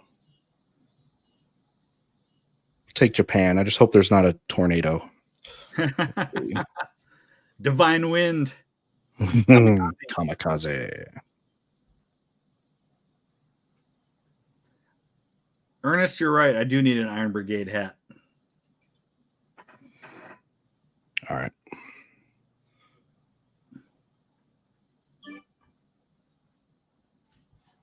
We're good. Okay. If you plan to do this again, may I recommend Drakenfell, yeah. Drakenfell. Oh, he's a UK naval historian on YouTube. He covers ships and battles from the age. He does like in-depth World War II. I don't know him. Videos about. Yeah, he does great stuff. Okay, yeah, I don't know him. It's really good stuff, but it's just I don't know enough about naval history to feel like I could do it justice. Like, that's why I add anything. Do you take that into consideration with like channels and videos you cover? You know, like one of the earliest ones I would get is like Historia Civilis. So like you get Roman history, and it's like, yeah, I there's just so much depth where like I'm going to be the student, and I feel like, okay, am I just totally just leeching on them, and I can add some stuff, but like not much. Do you ever feel like that? That's a big challenge for me is if I don't feel like I'm going to be able to offer anything of additional value, I shy away from it. But I also don't want to find myself going to the same topics over and over and over again. True. But I've also had a lot of people comment and tell me that some of my favorite videos, their favorite videos of mine, are the ones where I don't know a lot about the topic, and they're seeing me learn. So I end up just trying to find some way to connect it to the American Civil War usually. Well, I can see it. Yeah, I can see it happening, because then I'll get like a lot of people like engagement in the comment section. If I don't know, I want to make sure to like ask questions as I'm watching it. Like, okay, what are they talking about right here? Like, let me know in the comments. And I feel like some people like that. It's like, hey, you can teach me something, you know. And so we'll meet again. Don't know where. Don't know when. Albrecht the poet. Interesting name. All right, let me put on REM because it's the end of the world. It's Zach donated 10 in yours. Thank you, Zach. Yeah, even though you're an Astros fan. Zach's been a supporter of the channel for a long time. Awesome. Go Blue. 3 in a row and national championships. Yeah, you're gonna lose the one you already have. Why? They're gonna take it away because of all the scandals, I think. Oh yeah. I see what you're saying. Yep. I'm going to that game for the first time in my life. I've never been to an Ohio State game, and I'm going to the Ohio State Michigan game. In fact, the guy who set that up was in the chat earlier. I don't know if Kevin's still here, but he was with me when we went to Germany and Austria on our group trip last fall. And he lives in Michigan. He's a Michigan fan. And he messaged me and said, hey, you want to go to the game? I'll get the tickets. And I'm like, yeah, that'd be awesome. So we're going, 3 of us. Jonathan, who's from Cleveland, is going to go too. Awesome. How many does Ohio State Stadium seat? It's a little over 100,000. It's about the same size as Michigan's. I know Michigan's is like that. It's sorry, it's my turn. All right, Greenland. You know what? Screw Greenland. I'm building my Japanese empire over here. It's just going to be fun this year because you got the 12 teams in the playoffs now. Yep.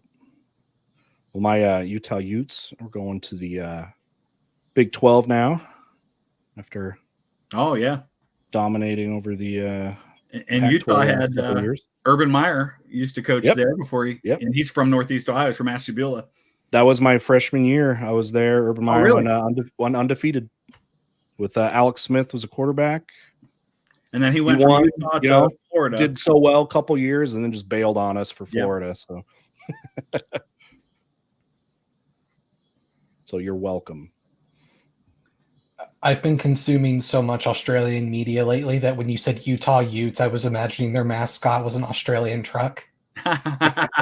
It's a Western tribe, but yeah. How about so who is the Australian?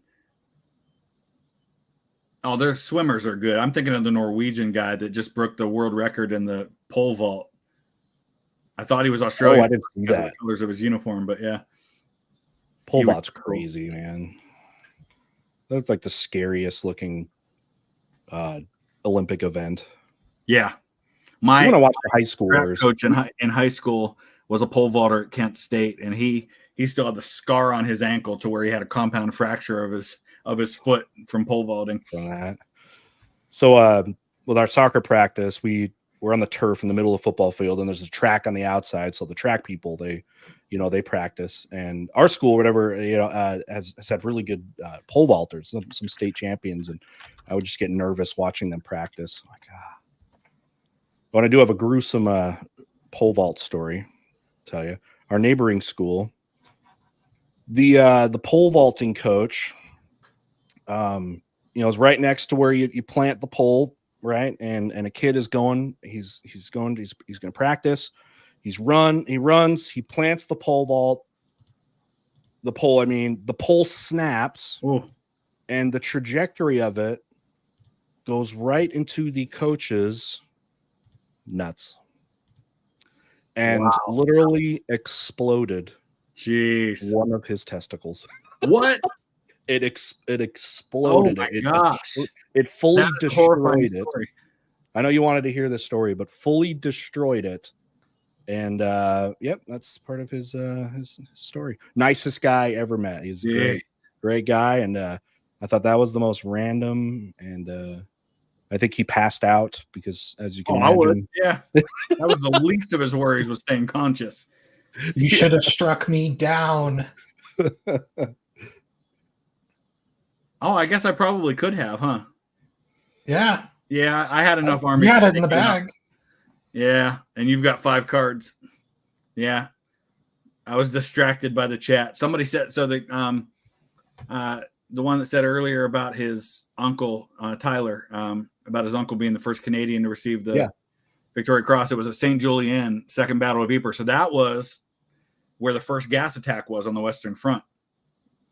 And the Canadians were the ones who saved the day. They were the ones who plugged the gap. Because when the Germans used gas for the very first time on the Western Front, it was April 22nd, 1915. It was the Canadians who were sent in at midnight to try and plug this 4-kilometer wide gap that had been put in the line. JD says, well, with that story, I think I'll see myself out. Oh, poor guy. And he jokes about it all the time, And wow, I guess I only got one down there now, and Yep, I should have taken Tigerstar out and gotten his 5 cards. I honestly think it's not going to make a difference, but I can at least cause some chaos while I can. Yeah, if I had never tried pole vaulting before that, I certainly wouldn't have tried it after hearing that story. Yep. Why did Dirty Birdie tour West Point in 1864?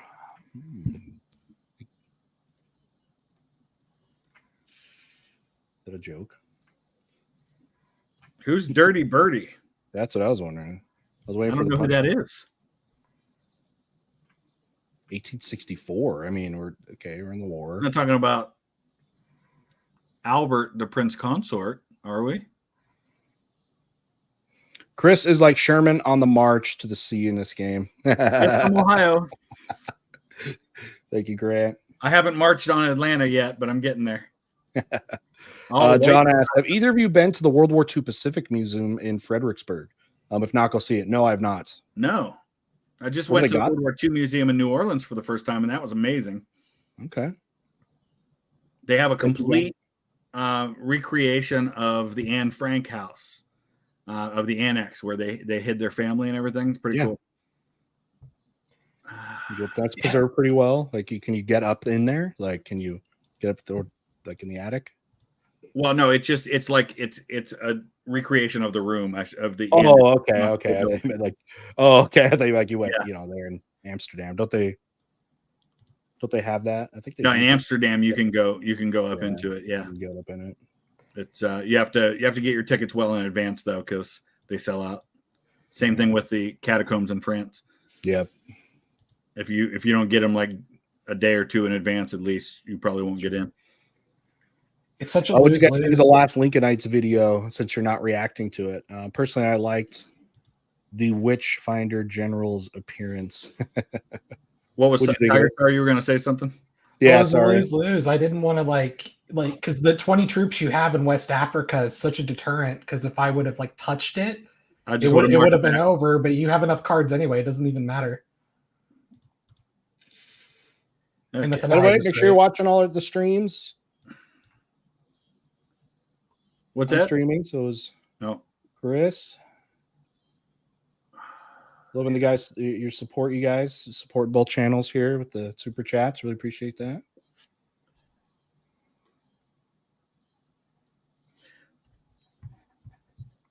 Yeah, I haven't actually watched it yet. The last I saw the first part. I kind of forgot. I'll be honest. Like I was like, all right, I was gonna do it, and not reacting to it. I spend so much of my time watching videos I am going to actually, react to. But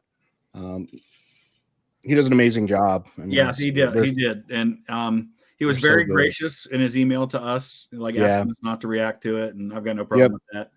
Yep. Who's the best Star Wars movie in the past 20 years? I'm not gonna lie. Did you ask us what's the best? No, I'm saying the finale of Checkmate Lincolnites is the best Star Wars movie in the past 20 years. Wait, is there something to do with Star Wars at the end? There's lightsabers. That's good enough. That's how the Nazis, or not the Nazis, the Confederates were defeated. I mean, the best Star Wars movie in the last ever. I think the best Star Wars movie period is Rogue One. I would, of all the like offshoot ones. Oh, okay, yeah, by far for me. Like, yeah, Rogue One is the best. So you're counting the original, like, series and everything. I've always loved Return of the Jedi. Return of the Jedi is really good.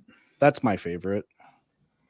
I have problems with the sequel movies, but they're not the problems that most people have with the sequel movies, so it feels weird. I thought the first of the remake one, or not the new one, the new trilogy was good. The other ones. So what are we talking? 7? 7? Yeah, 7 was the best of the 3. 7 was the best. 9 was okay. Just a remake of 4. Yeah. My biggest gripe was spoilers, I guess, if anyone cares. Yeah, they bring someone back, and the problem with bringing them back is I really hate it when movies make other movies pointless. Yeah, sure.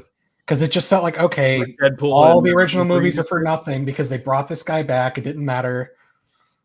But they're like, just kidding. Yeah, I don't like that. I do feel like I'm gonna give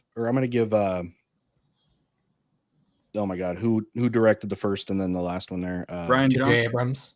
Oh yeah, Abrams did. Yeah, Johnson was the one in the middle. I thought did a pretty good job trying to salvage what it was. Yeah, you know what I mean? Like, because the 8 was not great and not very good, and I feel like, but all of a sudden, just like, hey, here's Palpatine for some reason. Like, he's back somehow. Shut up about why he's back. He's back. Okay, here you go. And I've heard things about this where for some people it's more about the aesthetics in the universe and just turning your brain off and enjoying a good spectacle more than anything. And I understand that. And those seem to be the people that enjoy the sequel movies. but Sure. I kind of prefer a consistent story. Yeah. So Yeah. And I've heard speaking Andor is of good. universes that were brought back, Indiana Jones, which I always love Indiana Jones. I liked The the most new one. recent one totally redeemed the awful one before Yeah. it. really, I did like the new one. The new one I really enjoyed. How really, I Can we I've heard a lot spoil of people that? didn't like it. To me, I guess we could probably spoil it by now. Can we To spoil? me, after Raiders and Last Crusade, it's the third best one. Yeah, I could do that. I still like Temple of Doom, but it I doesn't like Temple feel. of Doom, but yeah, Obviously, I like the historical elements of like what of those movies, the other ones. But yeah, it was cool. Okay, spoiler, but yes, how cool was it to just time travel back into Rome, right in the freaking battle of which one would that have Syracuse? been? Yeah, Syracuse. And yeah, I just think that was cool.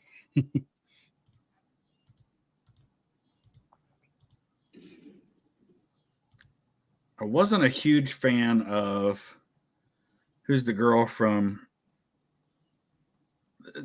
who was the main character. Didn't care for her character a lot. Oh, in the newest one? Yeah. Well, did you like her in like the originals, like that kind of stuff? So I don't, or the other girl, yeah. I haven't seen her in what's the Fleabag? Is that the name of the show she's in? I don't know it, but I've never seen it.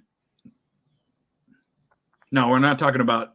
There's people are saying Daisy Ridley. No, not that's the mom. Star Wars. We're talking about Indiana Jones. We're in Indiana. Somebody said Indy's goddaughter was insufferable. Yeah, that's who I'm talking about. Axis and Allies stream. Ooh. Never played it. I have the board game. I've never played the computer version.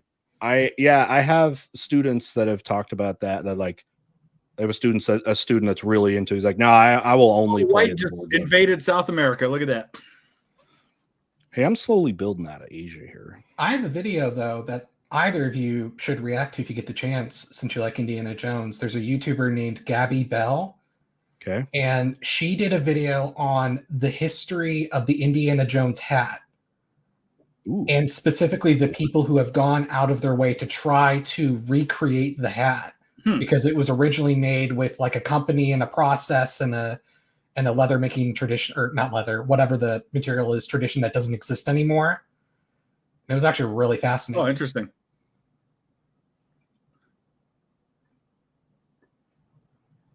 Okay, Phoebe Waller-Bridge is the name of the actress. People are saying, yeah. I thought they did in the new Indiana Jones a much better job with the de-aging CGI than what we've seen in some other movies. Yeah. It was more believable. Yeah. I Alexandered myself too early. Stretched too thin. I got the Urals, man. The Ural Mountain, the Battle of Ural Mountain was really rough for me, but I won it, but I lost like half. All right. Let me catch up.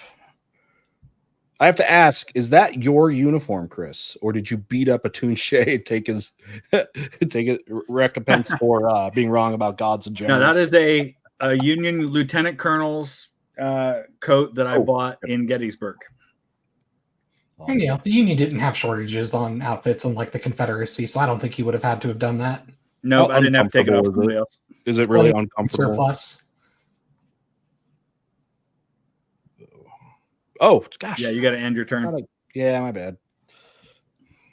$50 if you oil up Terry. Wait. I gotta. Oh wait, was that a? Oh, I think somebody donated $50. No. Somebody said that $50 if you oil up Terry. And somebody asked about Lizzie Borden. Yeah, you can actually spend the night in the Lizzie Borden murder house in Fall River, Massachusetts. Yeah. And my daughter wants to do that. Malik's, one of my regulars. But yes, think about how crazy July was, you guys. Like just in history. Yeah. This past July we had that coup in Bolivia, which was whatever you want, if you want to call it, little flash in the pan Attempt. there. Yeah, and yeah, whatever that was. And then Bangladeshi Revolution. I mean, that's kind of ongoing there with that. We had a presidential assassination attempt. We had a horribly backfired presidential debate that pulled a president late out there. Yeah, and we're only we're not even 2/3 of the way through the month there. So history, yeah, I mean, we still all of these things we still don't know the effects of yet. Yeah. I think the debate will be talked about for a long time, though, because of the impact it had on the election. I have said that I think that debate will go down in debate history. It'll be one of the biggest because when you think about impactful ones, we'll see what it is going to depend on what happens with the election here. But like, we could be talking about in the breadth of Lincoln Douglas or say maybe Kennedy, Nixon. Yeah, JFK, Nixon. I think that we talk about that a lot of being, a televised debate and the impact that's had on history. I think it could be in that next top, like in that top 3, depending on what happens here. So yeah, obviously, if Trump ends up winning the race, it'll be less impactful than it would have been if Kamala Harris ends up winning. Mm-hmm. So we got to hold our horses on that, but I think it has the potential to be a really important historically. Just like thinking teacher brain here. Well, I, for one, am excited for the Soundgarden ticket 2024. Looking California, feeling Minnesota. Let's hope they don't get outshined. I was very sad to see that Aerosmith had to retire from touring. They've been doing it forever. They've been a band for 50 years. Yeah, how was that even? I didn't even know they were. Yeah, they were doing it. They'd sold out a bunch of tour dates, and his voice is shot. Mad Koyama. So hey, since we're both streaming this, are these are chats like they combine them on StreamYard, huh? Yeah, it does. It's combining. I don't know. Yeah, that's one. That's kind of that's cool. I like that. That makes it really nice to keep everything together that way. I didn't know they had that feature. Anyway, this one says, big fan. While researching after the recent assassination attempt in June, one attempt that I don't hear or read about as often is the attempt on Truman. Yeah, there was a White House police officer. I do not know much about that one. What? White House police officer was killed defending Truman. I think that happened over at the Blair House when he was staying there during the renovations. Okay. I want to say it was in like 48, maybe. But yeah, it was a pretty serious attempt. Somebody was killed in that attempt.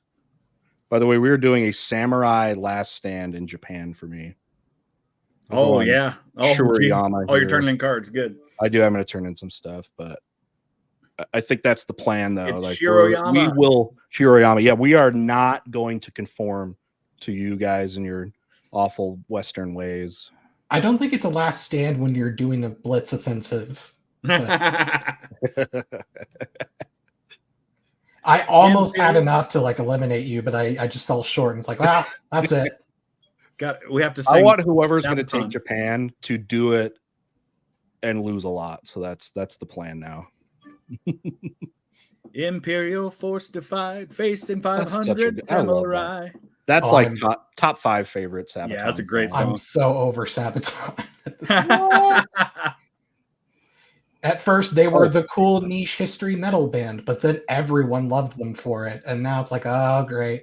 Like, I even had my 80-year-old grandpa go, hey, have you heard of this cool metal band that talks about history called Sabaton? That's awesome. And like, I'm happy for my grandpa, but it's over. It's over. Cool. Well, I don't know about you, Chris. I had never heard of them before I started my channel. That Sabaton was one of my first reaction videos I ever did, and I'd never heard when I did that reaction to Bismarck. That was literally the first time I had ever heard Sabaton. People were just like, "Dude, you got to check out this band," and I was hooked the minute I watched that video. Yeah, it was right, and then with that, it was probably right after that Great War. Was that what that they did? They did 2 World War albums. The first one called Great War. War, then War to End All Wars. War to End All Wars. I love that album, Great War. Oh my gosh, every song is banger. And then that was in that July, and I that within about the first month or 2 of hearing about them, they were in town, and I went to their show. And have you seen them live? Twice, yeah. Okay, I mean, so good. So good. Yeah, actually, the first time the tickets were actually given to me by their record label, so I got comp tickets. Aw. Did you Oh, like meet nice. him or anything? Or It was still during the pandemic, moment. so Yeah. didn't get to. They weren't doing meet and greets. I or else I originally was would going to have. reach out and see if I could do like an interview maybe, but I was like, I just started my channel. I was like, who am I? Like, Yeah, they Yeah, actually it would reached be fun out to to sit me down. because a bunch of my early reactions were breakdowns of their songs, and their record label, Nuclear Blast, I think it's called, reached out Yeah. to me from Germany. They sent me a whole box of merch. That's so cool. And then they asked me to do, it was right before their song Live Guarded came out, which is about the Swedish Guard, Sure. the Swedish Lifeguard. And they asked me to do a video telling the history of the Swedish Lifeguard before the song came out. Did you do it? You made the Yeah, video? I did. Oh, Yeah. okay. God, they didn't contact me. I would have made a video. It would have been cool. Yeah, which is surprising because maybe it's because I did so many of theirs in such a short time. And Because I at the did time not. I was like 100,000 subscribers. So I wasn't nearly as big as you. Oh, psh. By the way, you're kicking my butt, and We you're. should have made that I bet. know we were making the bet. Yeah, we never made the bet, and I don't want to now. But congrats. Let's see, and So we still have White. Oh, you're yeah, you really are making the last stand. yeah, in, whoever wants to do this is I want them to pay the price. Now, if we want to, work together to take down the axis of VTH, you could just take out Silver and get the cards, and then cause a lot of damage. You could. Yeah, You might You not got a be lot able of to- troops. You might be able to take out at least Silver. As long as you don't lose it, like if you don't have any bad attacks, you might. But then you're also going to spread yourself so thin that I'm going to wipe you out. Silver's got like 13 troops, and you've got 17, so it's possible. You'd have to win pretty much every roll. Oh my God! Sorry, I was supposed to enter. I don't know how you're beating it, but I am in, and a couple YouTubers have come talk to me now. I am in algorithm hell right now. Most history channels are right now. I don't know. You Yeah. like powered through it, but I was on the 10 questions with Mr. Beat on Sunday, and like while I was talking that, I immediately got from History Underground. He's like, "Oh, it's not just you." No, Like, yeah. I was like, "Yeah, nothing. Even when it's like the click-through rate is okay for subs, it is going." You know what I've nowhere. noticed? I don't know what's they're going on. recommending new channels a lot more. Yes, I'm yes, getting a ton absolutely. of recommendations for channels Yep. with like 300 and 400 subscribers now. Yeah, and I like that YouTube's Yeah. doing that. Like that's cool, and whatever. But yeah, it's like I am in. It's the lowest I've ever. So like, review my wise, it's the my lowest new I've ever had in releases my are life. still doing well. What but is? my older videos are not getting nearly the views they normally do. So overall, my channel's pretty flat, but my new Okay. videos still do well when they come out. But I'm not Yeah, you getting do. like I've got a lot of videos that usually get like 100, 200, 300 views a day, and they're getting 50 or 60 a day now instead. Tigerstar, are you having the same issue? Yeah, yeah. Since like I want to say like the end of June, yeah, it's been lower click-throughs and lower views. But at least for my channel, it seems to be pretty cyclical. A few months doing bad, a few months doing good, just kind of on and off. Mine has been rough. It's been kind of depressing, to be honest. I'm like, oh. So I've tried to branch. I don't know if I was like, I don't know, do I branch out a little bit more? Obviously, like, and Chris knows this too, original stuff is very tough when you built yourself as a commentator. Yeah, you almost have to start a different channel for it. You do. So it's like, you go that route. That's hard to break into. And then, it's like, do I just go down the mainstream pipeline?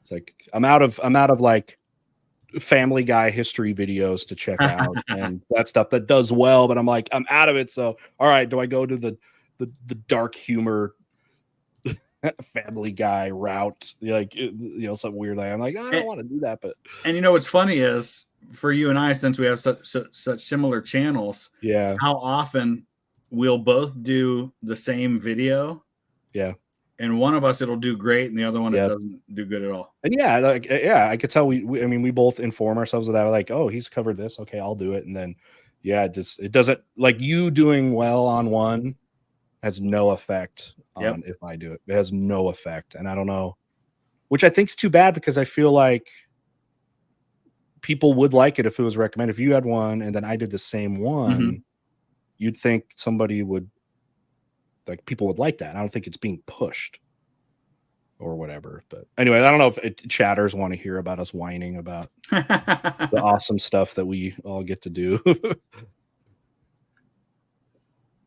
Anyway, all right. I have not done super chats for a while. I'm gonna act as the MC here. So, wait, let me click next phase real quick. Liberate the Americas. Do it. Freedom. I can't. Well, I got to go through freaking Kamchatka first. But look at that blog. Look at Chris. That would be take it out now, or he'll take you out next turn. Those are your options. So listen here, Mr. Terry. He's trying to make us both weak so he can win. I get it. Divide and conquer. But yeah. I'm not going to attack you. Both I'm not going to waste my army attacking that. Yes, you are. It won't even. No it won't even on be Asia. I want to solidify. I'm just going to watch the world burn here. You have to have designs on the Mount whole Fuji world. here. That's the game. But not yet. Not yet. All I'm saying is that it's going to take you out. Wayne, thank you so much out of Australia. Nice. Thank you so much. I've watched VHH and Mr. Content for years, and I really love it. I love how respectful the community is, even with different social, political, and religious backgrounds. Yeah, I've kind of said this before. I think that over the history community is absolutely fantastic. There is no rifts that I've noticed, at least, and I feel like with Chris and I, we have our feet in kind of everybody's communities just because we cover so much that I don't feel, that there's any. Everyone wants to help each other. Everyone wants to work with each other. No one's stepping on each other's toes. And I know that there's a lot of toxicity in so many YouTube communities, especially the one. I mean, so many of them, it's rage baiting, and it's the political, the people that just do like politics. That's getting really bad right now too. Like the people that cover that, they're all forming alliances and like. Yeah, and I haven't. Stuff. Oh, is this? It is my turn. But thank you, Wayne. Thanks a lot. Yeah, and I've started to dabble a little bit into talking about some of that stuff because it always does really well when I do. But obviously, I always have a lot of fear about that because I know how toxic that can be. Yeah, for sure. Yeah. What's the move? Well, Tigerstar did the right thing by marching through and making sure I didn't get those reinforcements from the continents. That's exactly what I would have done in his situation. All right, John has ranked his Italian cities: Venice, Florence, Cassino, Rome, Pompeii. See, so when I was in Italy, I did not have time to go to Venice. I did not have time to go to Venice. So yeah, I haven't been to Venice yet either. But I was with John and the other four, and Florence was my one. Oh, I have to go Pompeii first. I spent a few days in Genoa. Did you? I haven't been to Genoa. Florence, Cassino, Rome, and Pompeii. It's not touristy. It's a port city. I went there because when I went to Italy, I was joining my brother who was already doing a study abroad, and his was in Genoa, so I spent a few days there. Like, wouldn't have gone there otherwise. I mean, you can go to the place that the Genoese totally made up as Christopher Columbus's house. Totally. Oh, it just happens to be there in the middle of all these modern buildings and it's untouched. Yeah, right. Bullcrap. But other than that, I mean, it's just a port city and there's actually quite a bit of theft and stuff. So, but I mean, it's still cool. It's Italy. It's still cooler than most places. But yeah. All right. I'm just building up Japan. No, just die. You fool! You've doomed us all. What he means is you've doomed him. Yeah, that's included in all. It's both of us. Sean, yes. Have you heard of the Cambrian Chronicles? Yeah, I just subscribed to them. I'm going to probably do some of their stuff soon. The Cat Laws video was great. Thank you, Sean. Quattro, he donated a Thank you, membership over Quattro. on your channel. Very nice. Oh yeah, I think you Sacramento answered this Kings. one. Yeah, you answered this one. Thanks, Como, Yep. for countries you've been to. I wish more people knew about the Mexican Revolution. Mexico City changed hands 9 times. Yeah, and that war brought us John Pershing. Yeah, Americans. A top 5 most badass photo of all time of Pancho Villa and Zapata just sitting in the Mexican Congress like a boss.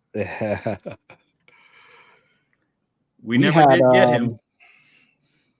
The year before last, the College Board decided that the AP, the final for the essay, the DBQ, the biggest portion of the test for essays, was Mexican Revolution. Yeah, a lot of Americans don't know about the Mexican punitive expedition. Yeah. Somebody said that brought us Patton too. Patton led the first American motorized attack in history. That's right. Which Jeep, was him riding on a machine gun on plant a machine gun on a Jeep, right? Yep. And like, holy cow, we got almost tanks. See, Tigerstar's doing exactly what he has to do in this scenario when you're facing a stronger opponent. Just harass, keep him from keeping his continents. This is exactly what you do. I don't know, I'm afraid he's delaying the inevitable too. I don't know. It's just, it would help if someone opened up a second front in Japan. You mean now he sounds like Stalin. Open up well, a second front. Well, look, if you look at the map here, I mean, hey, I didn't see. I was going to do a sneak attack, and now I was thinking about doing a sneak attack, but now you're blowing my. You could march down and take Australia and hold that for yourself and start building up some armies. The thing is, though, I was afraid I would be counterattacked by you, so not by me. I would leave. I would be vulnerable if I leave Tokyo. If you do that and march down there and solidify yourself there, then I'll just take him out, and then I just want somebody to offer me a deal. You're taking us both out. Like, that's the point. I'm Italy in World War I. I'm waiting for an offer. Who can really provide me the most? I mean, look, if you want to take North America, you can have it. So you want all that juicy land around the Adriatic Sea is what you're saying, Mr. Terry. Mm-hmm. I would like that. I'll take Croatia from you. Look, don't let Nice fool you. Just because it looks like nice doesn't mean it's worth it.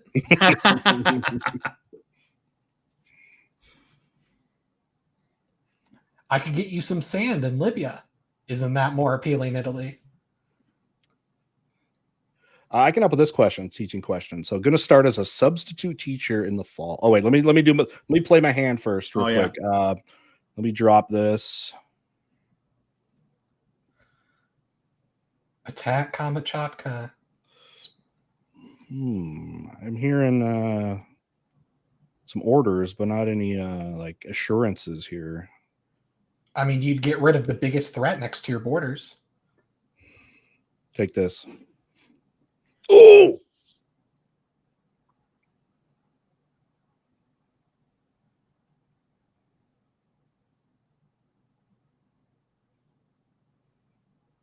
You know what's looking pretty tasty here is where do I go? East or west? I'm looking at it right now. The classic dilemma. Screen, I got arrows going both ways here. You know, I mean, if you go west, you could counter his troops in the Middle East and South Europe with a big force. Chat, I'm going to let you decide. East or west? I'll give you like 10 seconds if you can get this message in time because it's going to go quick. What will be East or west? Yeah. Alaska or Russia? VTH is more of a threat. East, west, fortify. We're out of the fortify. Most people are saying east. Oh, no, you're good. You're good. Okay. Most are saying east. I set it to 5-minute timer. West. I see east. I see it all over the place. There's a few west. It's mostly east. America.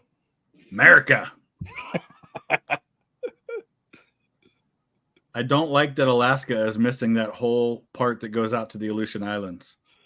Oh, I've made a whole video of my problems with the risk map and how it should be improved. It's the 21st century. You can print an accurate looking map on a piece of cardboard. Come on.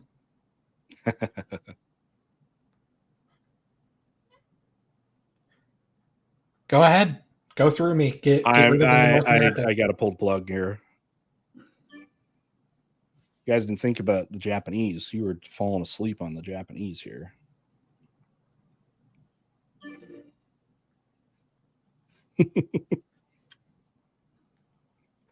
All right. Oh, there was a teacher. Okay, so you're gonna start substitute teaching in the fall. Any advice? So it's gonna be dependent on if you actually want a teaching career or not. Because first off, substitute teaching is nothing like actual teaching. The kids, I mean, we all know how poorly we treated our subs, in school. We were all pains in the butt to the sub who was just, trying to do their job there. So a couple of cool ones. Yeah, you have some cool ones, but like if you're going in and you're thinking like I'm gonna be the teacher and they're gonna like do what I tell them and all of that. Now, one thing I hope is what's something that's interesting about being a sub is you are gonna find out within the first 5 minutes what kind of teacher that was.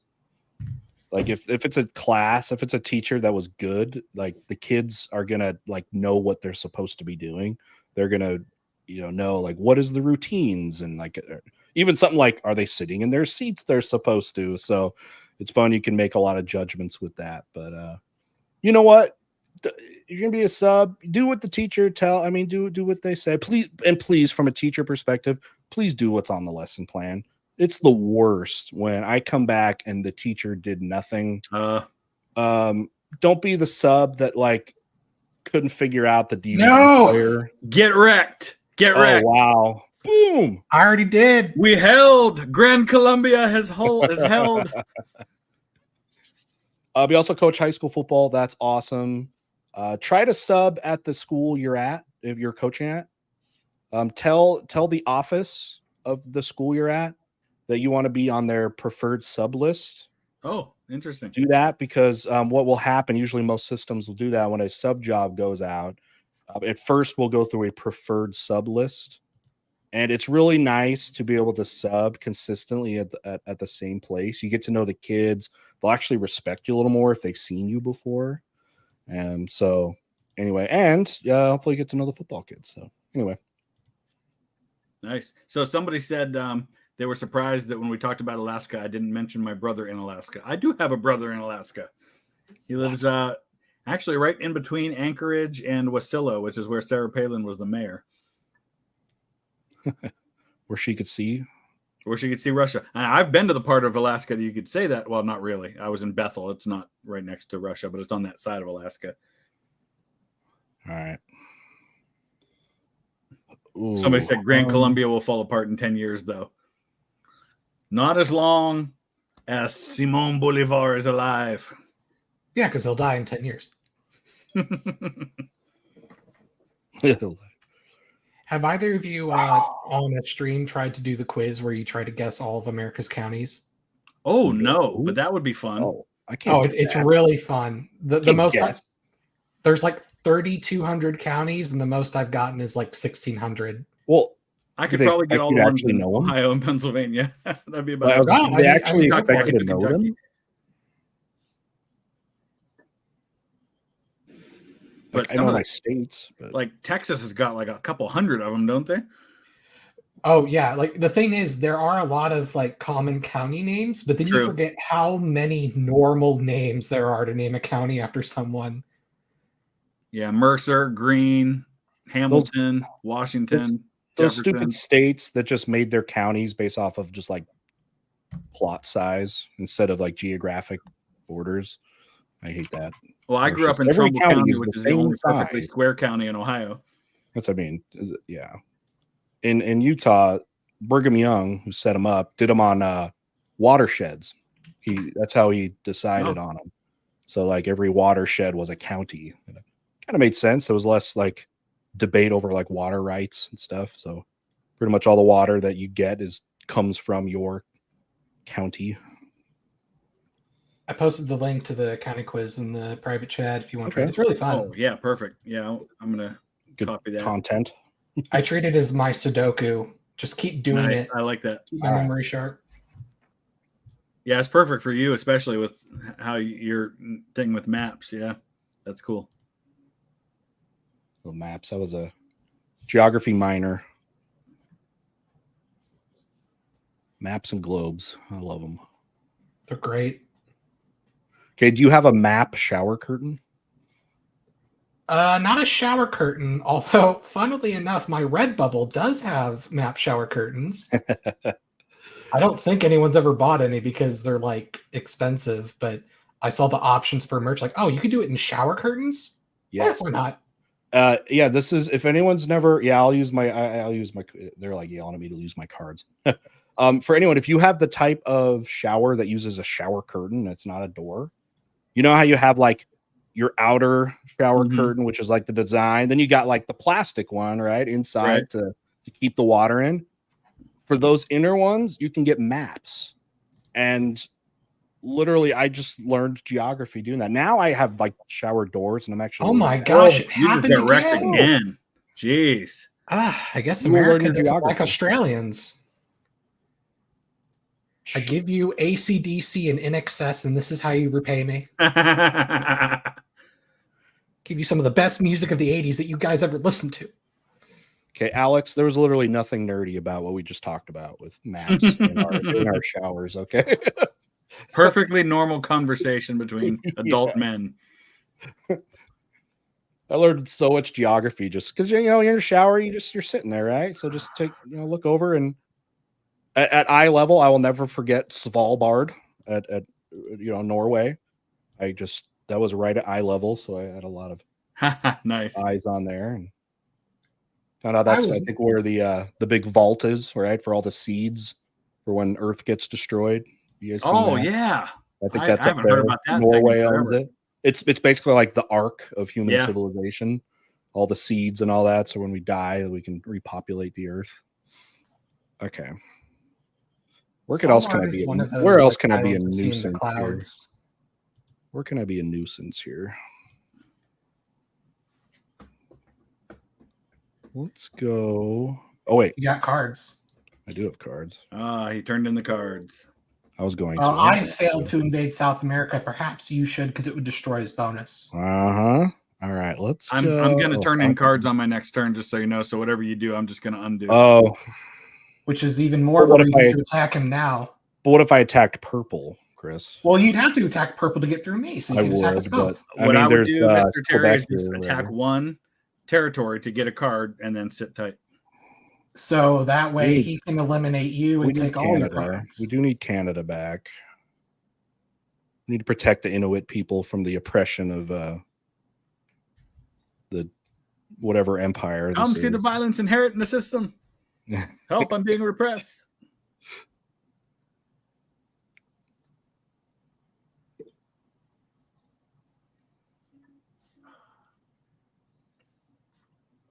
So I like that Emperor Tigerstar is engaging in the same gameplay that I do. When I play the board game, 75% of my gameplay is what I talk other people into doing or not doing. I didn't put use them all as pawns in my game.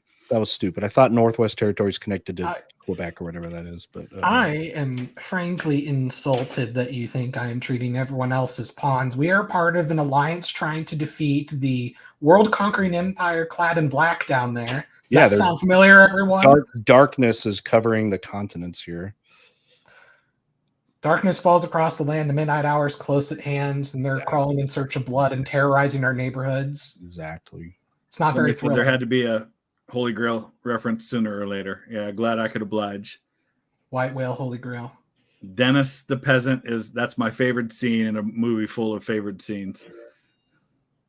Okay, the other day I'm not a huge like Monty Python person, but for the first time I saw Philosopher Soccer. Have you seen that one? The Philosophers? No. Oh my god, okay. It actually might be funny to react to for you. It's the German philosophers versus Greek philosophers, and it's a soccer match. Oh, nice. Philosopher Soccer. Yeah. And I don't know how much I want to say it, but like someone gets hurt. Karl Marx is like coming off on the bench, and like he comes off, and then But all they want to do is philosophize and like not play so much. So they just want to argue. Nice. It's actually really, it's really. Oh, it's a funny. Monty Python skit. Okay. It's a Monty Python sketch. Yeah. Yeah. Okay. Look it up. Like philosopher football or something. That's awesome. And it's like All 3 right. minutes, so it's fun. Check it out sometime. Not really much I can do. Let's hope for a My miracle. favorite of theirs, other than in their movies. Oh, there you go. Is the Dead Parrot sketch. I don't know that one. You haven't seen that one? No. They would do it in their live shows too. It's oh my gosh. He has ceased to be. He is no more. He's this is if he a were late- nailed to his perch, he'd be posting up the daisies. He is an ex-parrot. Oh, I think we got someone shouting out Emperor Tigerstar in this one. Hey, the fellow Emperor here has made a video about rebutting a guy about sources in history videos. What was your guys' opinion as reactors on the subject about rebutting their sources? I mean, I don't know how much I have never said I'm a debunker or rebutting. Like that's not my goal ever going to a video. If it's something very obvious and whatever, okay, great. But I also give a lot of people, content creators, the benefit of the doubt with a lot of things. Like, you know, I don't go into a video with some like list of counter sources that I can arm myself with. I actually feel like, because people have kind of, I don't know if people have pressed you on that, Chris, that like you should do more like that should be the goal of our channel. Is to like refute like people? like be a debunking channel. And like, Nah. I don't know. Like that, those are bad vibes. Like I don't want 90% of the time. I don't want that reputation. No, I'm a huge fan of most of the channels that I do reactions to, and if there's something that I know for sure is wrong, I'll call them out on it. But I'm not gonna like just go. Like my goal is not to tear somebody apart when I am looking at their video ever. Yeah. My channel is kind of weird because like I guess it's not about debunking a specific person, but there are a lot of maps that you see like in your school textbooks or in your cheap world atlases that are wrong and overly simplified. Sure. So in a sense, I hope to quote unquote debunk how the world is presented on many of those maps and show a more accurate picture. But it's not really like targeted towards anyone. Right. How inaccurate are maps, do you feel like? Like ones that we really, I don't know. It's really the perspective, isn't it, that messes a lot of them up? Yeah, I get that. Like like rendering of different, like whatever, but like there are some school textbooks that have some of the worst maps I've ever seen in terms of like they just look ugly. They're not drawn, like the coastlines look wrong, like stuff like that. And it's really bad. Because there's difference between like, okay, Mercator map's going to mess this up, but then just like political boundaries and that kind of stuff. Oh, map projections. I'm not even concerned by like map projections half the time. That's just, your aesthetic. Which do you think looks better? But I'm more thinking because like with the North America video I'm working on, when you see like, for example, a map of the expansion of the United States, it's like, 1803, we buy the Louisiana Purchase and we just magically own the entire middle third of the country. I was actually just talking about that the other day, about how just because this map says Spain controls all this and France controls all this and the US controls all this doesn't mean they're occupying that land. There's a lot of people who live there that don't recognize them as being in control of it. I was going to say that there's way more disputed things on a map you look at than you think. Yeah. Yeah. And I'm trying to show North America in that way because you can actually find, like government maps of all the individual treaties we've signed with indigenous groups of taking this little bit of land and that little bit of land and conquering this little bit and that little bit of land. And so I'm hoping to show like a more like accurate picture in that regard. That's awesome. Question, Gloverflox. What was the role of the Marines in the USCW? Very little. I mean, it was mostly they were small parties on ships that could help in certain situations. I mean, they did more out west. They did some things like they helped dig New Orleans. Took they helped dig a trench outside of Vicksburg, but nothing significant, really. Strike me down. Thank you, Glover. Use your anger. Yes, let it flow through you. So then I threw the whole Senate at him. The whole Senate. Yeah. What do you mean they blew up the Death Star? Who's they? What's an aluminum falcon? Did I just hear they're making a new series that is in between episodes 3 and 4? Oh, is that right?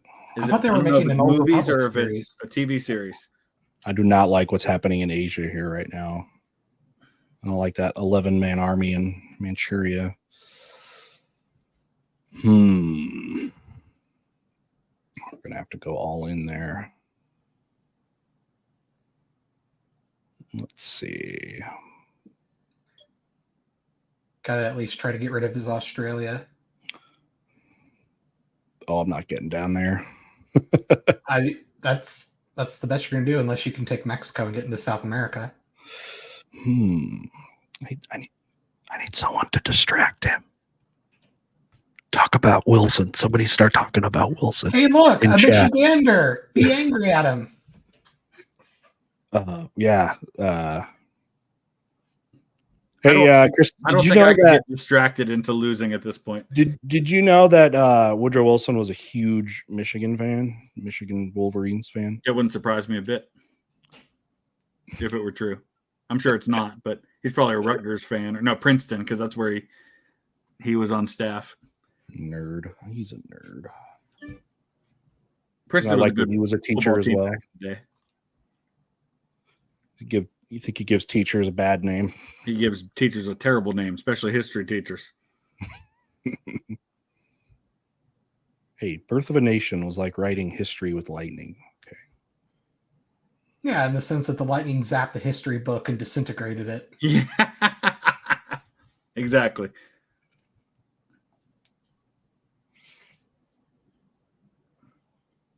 You know, even though I've been to 48 of the 50 states, interestingly, Utah is one of the 2 I haven't been to. And Michigan borders the state that I live in. I've only been to Michigan once in my life. Well, it's understandable. You're up from Ohio. It's not really. I shouldn't say only once, because I've flown through Detroit a number of times, but I've only been in Michigan other than in the Detroit airport once, and that was because I was speaking at a high school in Grand Rapids. So it's like Missourians in Arkansas, we only hope to go there once. I mean, if you want to come here, if it's for history, okay, you can do Mormon history stuff. Oh, I'm going to go to Salt Lake City to the Family History Library. Okay, yeah, okay. So that I was going to say, yeah, come there. That's elite. Like, you can spend some time there. We do a pretty horrible job with the like Native American history, but if you just want to do outdoors, I mean, I've heard it's beautiful. Just the national parks are unbelievable that we have. They're just so cool. So yeah, come by. I'll give you the tour. I gave Matt the tour a couple months ago. Oh, he was in Utah? Mr. Beat. Yeah, he M. Laser and Cynical Historian spoke at a conference. Oh, nice. The Utah Historical Society. They came and spoke, and I helped Matt film. He's doing a video on, it's like a compare and contrasting of Brigham Young, Joseph Smith, and I took him to places and navigated, and it was a lot of fun. Interesting story about those 2. So I mentioned that I did youth ministry, and the last church where I was a youth pastor is here. It's in Austintown, which is where my kids go to school. It's real close to where I live. And the church that I was at is a church that goes back to the 1820s. And one of the founding elders of that church was a guy named Sidney Rigdon. Yep. Sidney Rigdon. Kirtland. So he had a fallout with the people in Austintown over some issues and left the church, went up to Kirtland outside of Cleveland and connected with the Mormons. Yep. And then went west with them. And when Joseph Smith was murdered, Sidney Rigdon believed he was going to Yep. inherit and take over. Yep. And when it was given to Brigham Young, Yep. Sidney Rigdon's like, I'm out. And so then he went and formed an offshoot of the Mormons. The Rigdonites. Church of Jesus Christ of Latter-day Saints of Monongahela, Pennsylvania. Yeah. And they actually have a church in Austintown, which is where he's from. It's so interesting how many people proclaimed after that to be like there was Strang. His name was Strang. He was a guy that like, and for the most part, it split up with Rigdon and Brigham Young on it was polygamy. It was like, okay, polygamist, go west. If you're not, stick around.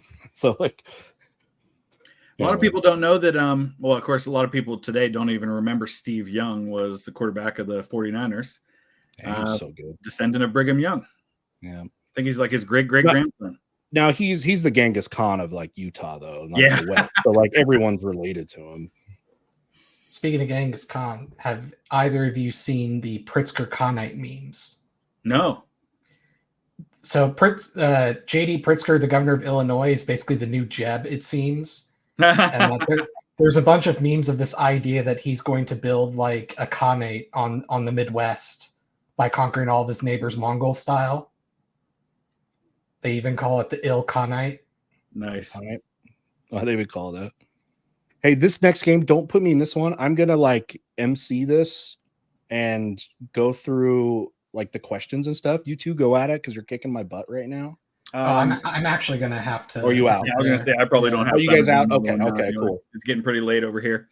That's fine. Do you want to blast through some things? Yeah, we can do some more. Yeah, I can stick around for some more chat. Okay.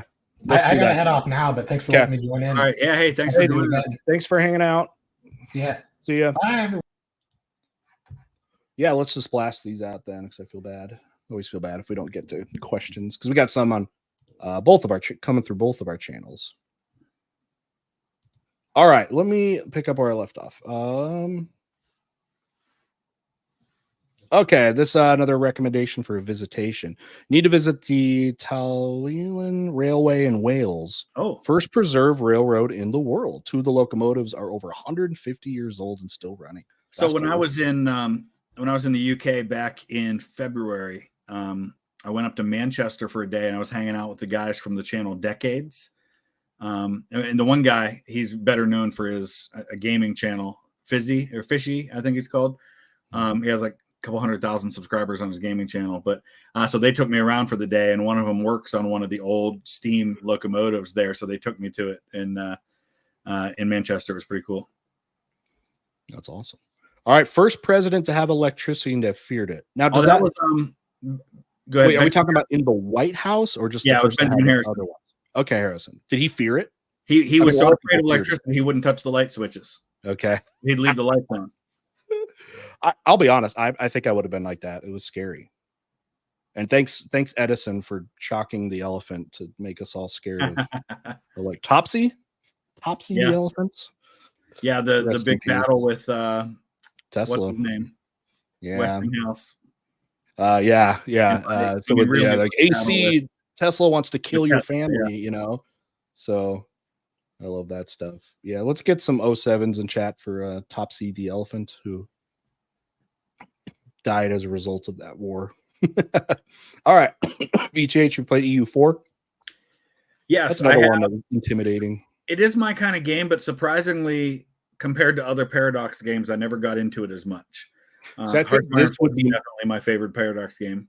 I think I would like this more than Hearts of Iron. I think you probably would too. And it's just a little the world history aspect, because doesn't it start basically like fall of Constantinople kind of thing, like 1450s. Yeah, 1453. I think that era I would love. It basically you can do a whole thing where you start with Crusader Kings in like the year 800. You play through that. You can import the map into EU4. You can import that game when it's over into Victoria. And then you can import Victoria into Hearts of Iron. You can play all the way like 1,000 years of history. It's great. You ever tried it? Have you ever done that? I've done it. Yeah, I didn't do it on the channel, but I've done it. It's got to take forever. Tyler says, correction on Fred Fisher's free Canadian from the Canadian Expeditionary Force. Oh, yeah. Okay, was Second Battle of Ypres. Yeah, that was where the gas attack was. St. Julian. Brutal. New member. Thank you, David. I think he joined your channel. Let's see. Malik, please play VTH drinking game. I said Northeast. Oh yeah, Northeast Ohio. Was that part of it? Ohio was one of the things in the drinking game. Is that game literally? Well, is that game designed to like? There's no chance you're not going to get drunk. Oh no, heck no. I mean, if you're drinking alcohol, even if it's just beer, you're going to get drunk if you are in the drinking game. Have you both watched I, Claudius? No. I've seen parts of it. I've heard good things, and I've watched little parts of it here and there. But like Emperor Claudius? Yeah, it focuses on that whole time period of the Julio-Claudian emperors. Okay. That's cool. Working, you know where it's at? Like, I think you can see it on YouTube. The YouTube. Oh, okay. Mr. Terry and everyone else, are you excited for Gladiator 2? I did hear that's coming out. I thought the trailer looked good. I think it'll be good. It's going to be cool.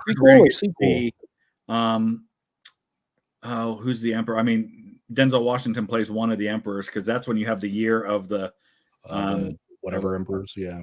Is it 5 emperors in 1 year? Yeah. Or something like that? It's crazy. Just like, and one died, or none of them died of like natural causes. Or whatever. So, I mean that. Yeah.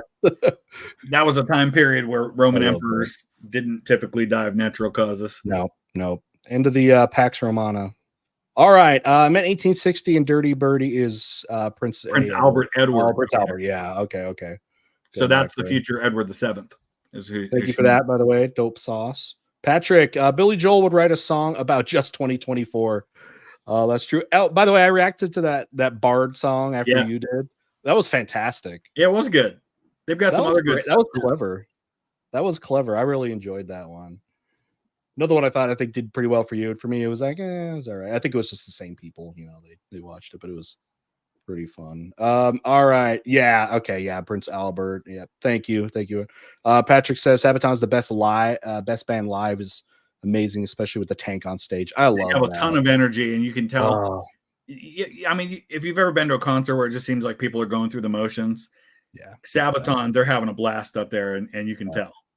And they seem super authentic with the crowd, and like they'll just gas you up saying, "Oh, you were the great crowd," but it was great. But so the one I went, they were the headliner, which was great. Yeah, I haven't seen them headline yet. So I feel, and I don't know, but I would feel like the headliner way is probably the best because they're probably gonna do the most decorations.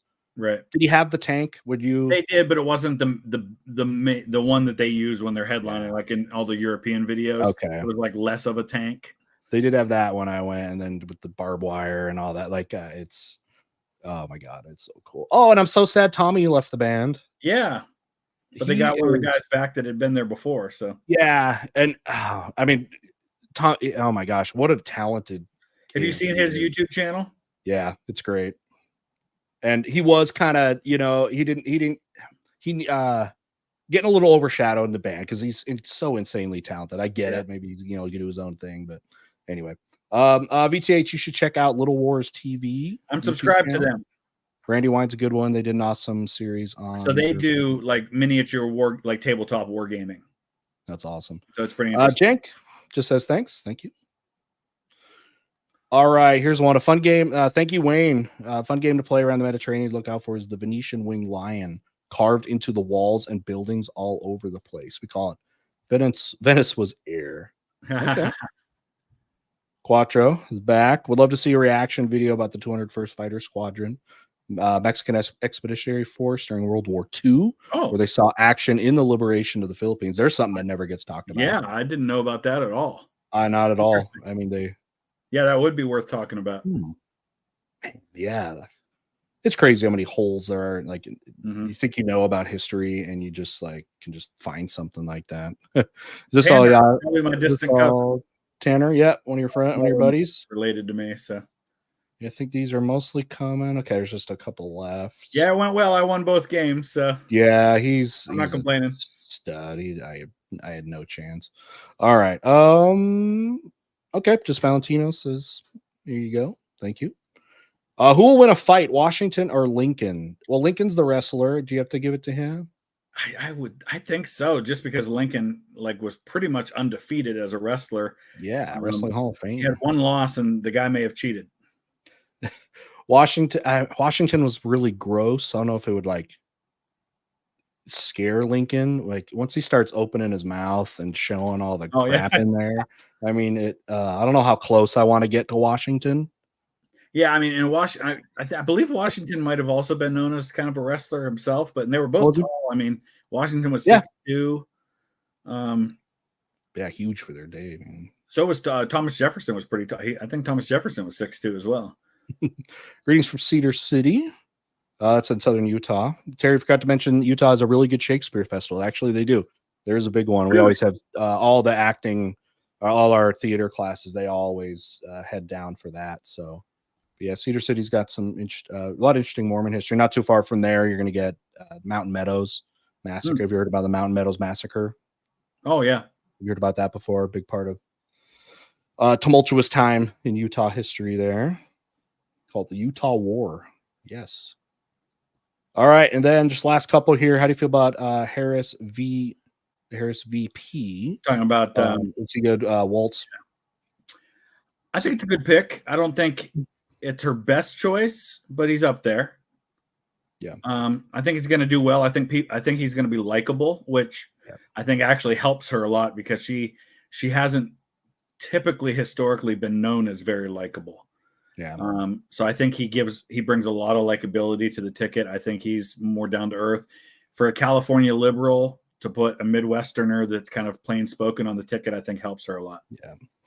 We were at the beginning of the stream talking about that, saying it was definitely it was a choice between like, okay, so like, ideological or more just maybe get the votes from Pennsylvania because there's like the Shapiro thing and he's more moderate, I guess you would say in a way. And so it kind of depended, I guess, on what the goal was. But yeah, we'll see how it goes. He said in the, when he was announced today, like he's really hoping he can debate JD Vance, and we'll see what that turns into if that happens. But I did say it was cool that he's a history teacher. So I mean, we need more of that.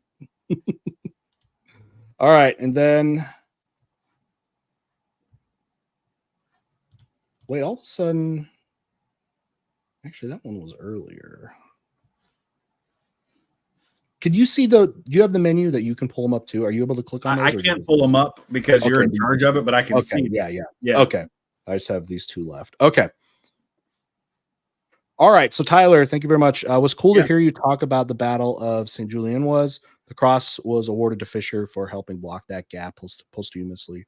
Proud link to history for me. You guys are awesome. Thank you, Tyler. So he was in the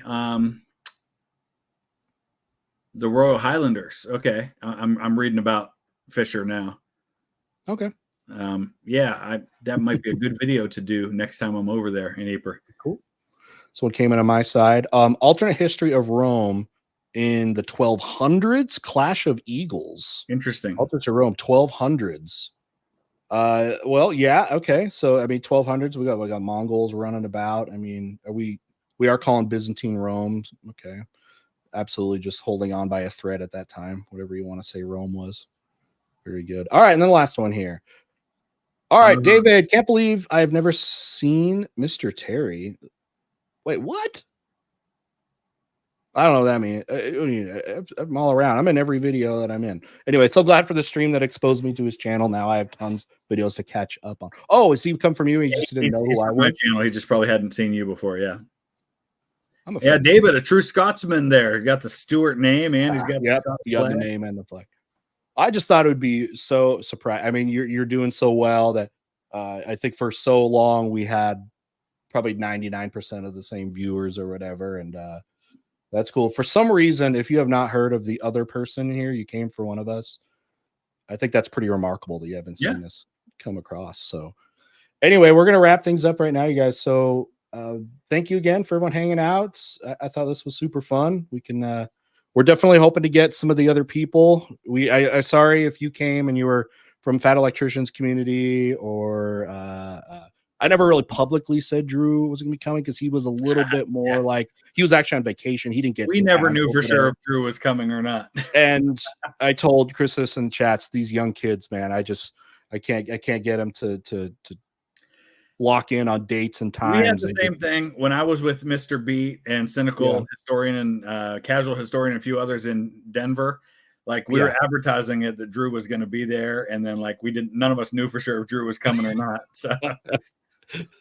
So I do apologize with that. Fat Electrician would have been here. He had to be emergency fill in for a jujitsu instructing class. Yeah, we'll do it again sometime and get some of those guys in here. And we'll get Mr. Beat, and we'll also try to throw around, I don't know, some other games, but yeah, we'll see who play. Mr. B doesn't play. I'm sorry if you didn't come. Mr. B doesn't play video games at all. He just like, I don't know if the last thing he's played was Super Mario on the NES. Really?